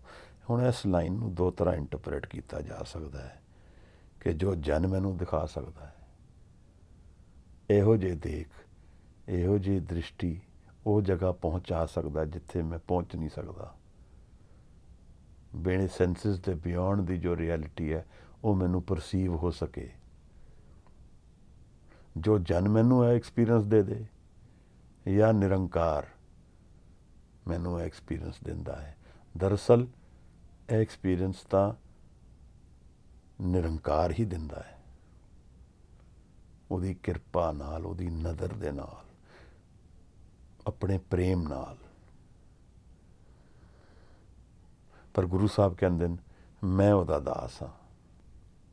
ਸਾਹਿਬ ਨਾ ਬਹੁਤ ਸਪਿਰਿਚੁਅਲ ਉੱਚੀਆਂ ਗੱਲਾਂ ਕਰਕੇ ਆਪਣੇ ਆਪ ਨੂੰ ਨੀਵਾਂ ਹੀ ਰੱਖਦੇ ਹਨ। ਬਹੁਤ ਉੱਤਮ ਸਭਾ ਵਿੱਚ ਬੈਠ ਕੇ ਅਧਿਆਤਮ ਦੀ ਉਹ ਡੂੰਘਾਈਆਂ ਖੋਲ੍ਹ ਰਹੇ ਹਨ ਜਿਹੜੀ ਉਸ ਸਭਾ ਵਿੱਚ ਸ਼ਾਇਦ ਥੋੜ੍ਹੇ ਲੋਕਾਂ ਨੂੰ ਪਤਾ ਹੋਏ। ਇੱਕ ਨੂੰ ਤਾਂ ਪਤਾ ਹੈ, ਪਰ ਉਹਨਾਂ ਦੀ ਜਿਹੜੀ ਲਾਈਫ ਸਟਾਈਲ ਹੈ ਉਸ 'ਤੇ ਉਹਨਾਂ ਨੇ ਕ੍ਰਿਟੀਕ ਵੀ ਕਰ ਦਿੱਤਾ ਹੈ ਕਿ ਇਹ ਮੈਥਡ ਤਾਂ ਕੋਈ ਇਹਦੀ ਲੋੜ ਨਹੀਂ ਹੈ। ਔਰ ਉਹਨਾਂ ਦੀ ਸਭਾ ਵਿੱਚ ਬੈਠ ਕੇ ਉਹਨਾਂ ਨੂੰ ਕ੍ਰਿਟੀਕ ਕਰਨਾ, ਉਹਨਾਂ ਲੋਕਾਂ ਨੂੰ ਜਿਹੜੇ ਕੁਝ ਗਿਆਨ ਵੀ ਰੱਖਦੇ ਹੋਣ, ਕੁਝ ਮੈਨੇ ਰੱਖਦਾ ਹੈ, ਤਾਂ ਸਾਹਿਬ ਫਿਰ ਆਪਣੇ ਆਪ ਨੂੰ ਨੀਵਾਂ ਕਰ ਦਿੰਦੇ ਹਨ। ਵਡਿਆਈ ਇਹਦੇ 'ਚ ਹੀ ਹੈ, ਆਜ਼ਾਦੀ ਹੈ ਇਹਦੇ ਵਿੱਚ ਇੱਕ। ਜਦੋਂ ਅਸੀਂ ਆਪਣੇ ਆਪ ਨੂੰ ਨੀਵਾਂ ਕਰਕੇ ਚੱਲਾਂਗੇ ਤਾਂ ਆਜ਼ਾਦ ਰਵਾਂਗੇ। ਪਰ ਲੋਕਾਂ ਦੀ ਸਾਡੇ ਨਾਲ ਕੋਈ ਐਕਸਪੈਕਟੇਸ਼ਨ ਨਹੀਂ ਜੁੜਦੀ ਹੈ, ਭਾਰ ਨਹੀਂ ਪੈਂਦਾ ਮਨ 'ਤੇ। ਤਾਂ ਮਹਾਰਾਜ ਇੱਥੇ ਕਹਿੰਦੇ ਮੈਂ ਤੇ ਉਹਨਾਂ ਦਾ ਹੀ ਦਾਸ ਹਾਂ। ਆਪਣੇ ਆਪ ਨੂੰ ਦਾਸ ਬਣਾ ਦਿੱਤਾ। ਗੱਲ ਤਾਂ ਨਿਰੰਕਾਰ ਦੀ ਕਰਦੇ ਹੈ, ਸੱਤ ਦੀ ਗੱਲ ਕਰਦੇ ਚੱਲਦੇ ਹੈ। ਤਾਂ ਇਹੋ ਜਿਹੇ ਨਾਨਕ ਨੂੰ ਅਸੀਂ ਵੀ ਨਮਸਕਾਰ ਕਰੀਏ, ਜਿਹੜਾ ਆਪਣੇ ਆਪ ਨੂੰ ਨੀਚ ਕਹਾਏ। ਕਰ ਪੁਨਹੁ ਨੀਚ ਸਦਾਈਏ, ਨੀਚਾ ਅੰਦਰ ਨੀਚ ਜਾਤ, ਨੀਚੀ ਹੂੰ ਅਤ ਨੀਚ। ਇਹ ਸਾਰੇ ਬੰਦ ਗੁਰੂ ਸਾਹਿਬ ਕਹਿ ਰਹੇ ਹਨ ਕਿ ਮੈਂ ਨੀਚ ਹਾਂ। ਕਿਸ ਤਰ੍ਹਾਂ ਨੀਚ? ਕਰਮਾਂ ਕਰਕੇ ਨਹੀਂ, ਆਪਣੇ ਆਪ ਨੂੰ ਨੀਵਾਂ ਗਿਣਦੇ ਸਾਰਿਆਂ। ਮੈਂ ਕਿਤੇ ਪੜ੍ਹਿਆ ਸੀ ਕਿ ਵਾਸਤੂ ਸ਼ਾਸਤਰ ਵਿੱਚ ਸ਼ੂਦਰ ਦਾ ਜਿਹੜਾ ਮੰਦਿਰ ਹੁੰਦਾ ਹੈ ਉਹ 2.5 ਮੰਜ਼ਿਲ ਦਾ ਹੁੰਦਾ ਹੈ। ਸ਼ੂਦਰ ਦੇ ਮੰਦਿਰ ਦੇ ਬਰਾਬਰ ਦਰਬਾਰ ਸਾਹਿਬ ਵੀ 2.5 ਮੰਜ਼ਿਲ ਹੈ। ਹੋ ਸਕਦਾ ਮੈਂ ਗਲਤ ਹੋਵਾਂ ਤਾਂ ਮਾਫੀ ਚਾਹੁੰਦਾ, ਪਰ ਗੱਲ ਤਾਂ ਬੜੀ ਟੁਕਦੀ ਹੈ। ਜਿਹੜਾ ਆਪਣੇ ਆਪ ਨੂੰ ਸਪਿਰਿਚੁਅਲੀ ਐਲੀਵੇਟ ਕਰਨਾ ਚਾਹੇ, ਸਭ ਦੇ ਚਰਨਾਂ ਦੀ ਧੂੜ ਬਣੇਗਾ ਤਾਂ ਹੀ ਕਰ ਪਾਏ। ਜੋ ਤਮ ਪ੍ਰੇਮ ਖਿਲਣ ਕਾ ਚਾਹੋ, ਸਿਰ ਧਰ ਤਲੀ ਗਲੀ ਮੁਰਿਆਓ। ਇਤ ਮਾਰਗ ਤੈਰ ਪੈਰ ਤਰੀਜੇ, ਸਿਰ ਦੀਜੇ ਕਾਣ ਨਾ ਕੀਜੇ। ਆਪਣੇ ਆਪ ਨੂੰ ਵਾਰ ਦੇਗਾ। ਮਨ ਨੂੰ ਵਾਰਨਾ ਕੋਈ ਸੌਖੀ ਗੱਲ ਨਹੀਂ ਹੈ। ਇਸ ਮਨ ਨੂੰ ਤਿਆਗਣਾ ਬਹੁਤ ਮੁਸ਼ਕਿਲ ਹੈ। ਪਰ ਜਦੋਂ ਅਸੀਂ ਇਸ ਹੰਕਾਰੀ ਮਨ ਨੂੰ ਤਿਆਗ ਦਈਏ ਸ਼ਬਦ ਦੇ ਰਸਤੇ ਵਿੱਚ, ਤਾਂ ਹੀ ਸਾਨੂੰ ਰਿਵੀਲ ਹੋਏਗਾ ਨਾ। ਤਾਂ ਇੱਕ ਅਰਦਾਸ ਮਨ ਤੋਂ ਕਰੀਏ ਕਿ ਗੁਰੂ ਨਾਨਕ ਸਾਹਿਬ ਸਾਡੇ ਜੀਵਨ ਵਿੱਚ ਸ਼ਬਦ ਦਾ ਪ੍ਰਗਟਾਵਾ ਕਰਨ। ਅਸੀਂ ਆਪਣੀ ਇਕਾਗਰ ਸੁਰਤ ਨੂੰ, ਇਕਾਗਰ ਥਾਟ ਨੂੰ ਸ਼ਬਦ ਨਾਲ ਰਲਾਉਣ ਦੀ ਪ੍ਰੈਕਟਿਸ ਨਿਤ ਕਰੀਏ। ਜਿਤਨੇ ਸਵਾਸ ਹੋਣ, ਜਿਤਨੇ ਦਿਨ ਹੋਣ, ਰੋਜ਼ ਦਾ ਅਭਿਆਸ ਬਣਾਈਏ ਔਰ ਇੱਕ ਅਰਦਾਸ ਕਰੀਏ ਕਿ ਅਸੀਂ ਵੀ ਭਵ ਸਾਗਰ ਦੇ ਪਾਰ ਜਾ ਸਕਦੇ ਹਾਂ। ਜੇ ਅਸੀਂ ਲਾਹਾ ਖੱਟਣਾ ਹੈ, ਜੇ ਅਸੀਂ ਪ੍ਰੋਫਿਟ ਕਰਨਾ ਹੈ ਇਹੋ ਜਿਹੇ ਸੈਸ਼ਨਸ ਦਾ, ਤਾਂ ਆਪਣਾ ਜੀਵਨ ਨੂੰ ਪਲਟਾਂਗੇ ਤਾਂ ਹੀ ਕਰਾਂਗੇ। ਔਰ ਸ਼ਬਦ ਨਾਲ ਇੱਕ ਵਾਰ ਮਿਲ ਗਏ, ਫਿਰ ਸੁਰਤ ਔਰ ਸ਼ਬਦ ਦੀ ਖੇਡ ਸਾਡੇ ਜੀਵਨ ਵਿੱਚ ਚੱਲੇਗੀ। ਇਸੇ ਨੂੰ ਅਸੀਂ ਪ੍ਰੇਰਨਾ ਆਪਣੇ ਮਨ ਵਿੱਚ ਕਿ ਬਾਣੀ ਨਾਲ, ਬਾਣੀ ਨੂੰ ਬੋਲੀਏ, ਸੁਣੀਏ, ਆਪਣੇ ਸੈਂਸਿਸ ਨੂੰ ਬਾਣੀ ਵਿੱਚ ਅਬਜ਼ੋਰਬ ਕਰਾਈਏ, ਸ਼ਬਦ ਵਿੱਚ ਅਬਜ਼ੋਰਬ ਕਰੀਏ, ਚਾਹੇ ਉਹ ਸਿਰਫ ਮੂਲ ਮੰਤਰ ਹੀ ਹੋਏ। ਅੱਜ ਦੀ ਇਹ 2 ਪਿਆਰੀ ਪੌੜੀਆਂ ਦੀ ਵਿਚਾਰ ਇੱਥੇ ਤੱਕ ਆਪ ਪ੍ਰਵਾਨ ਕਰੋ।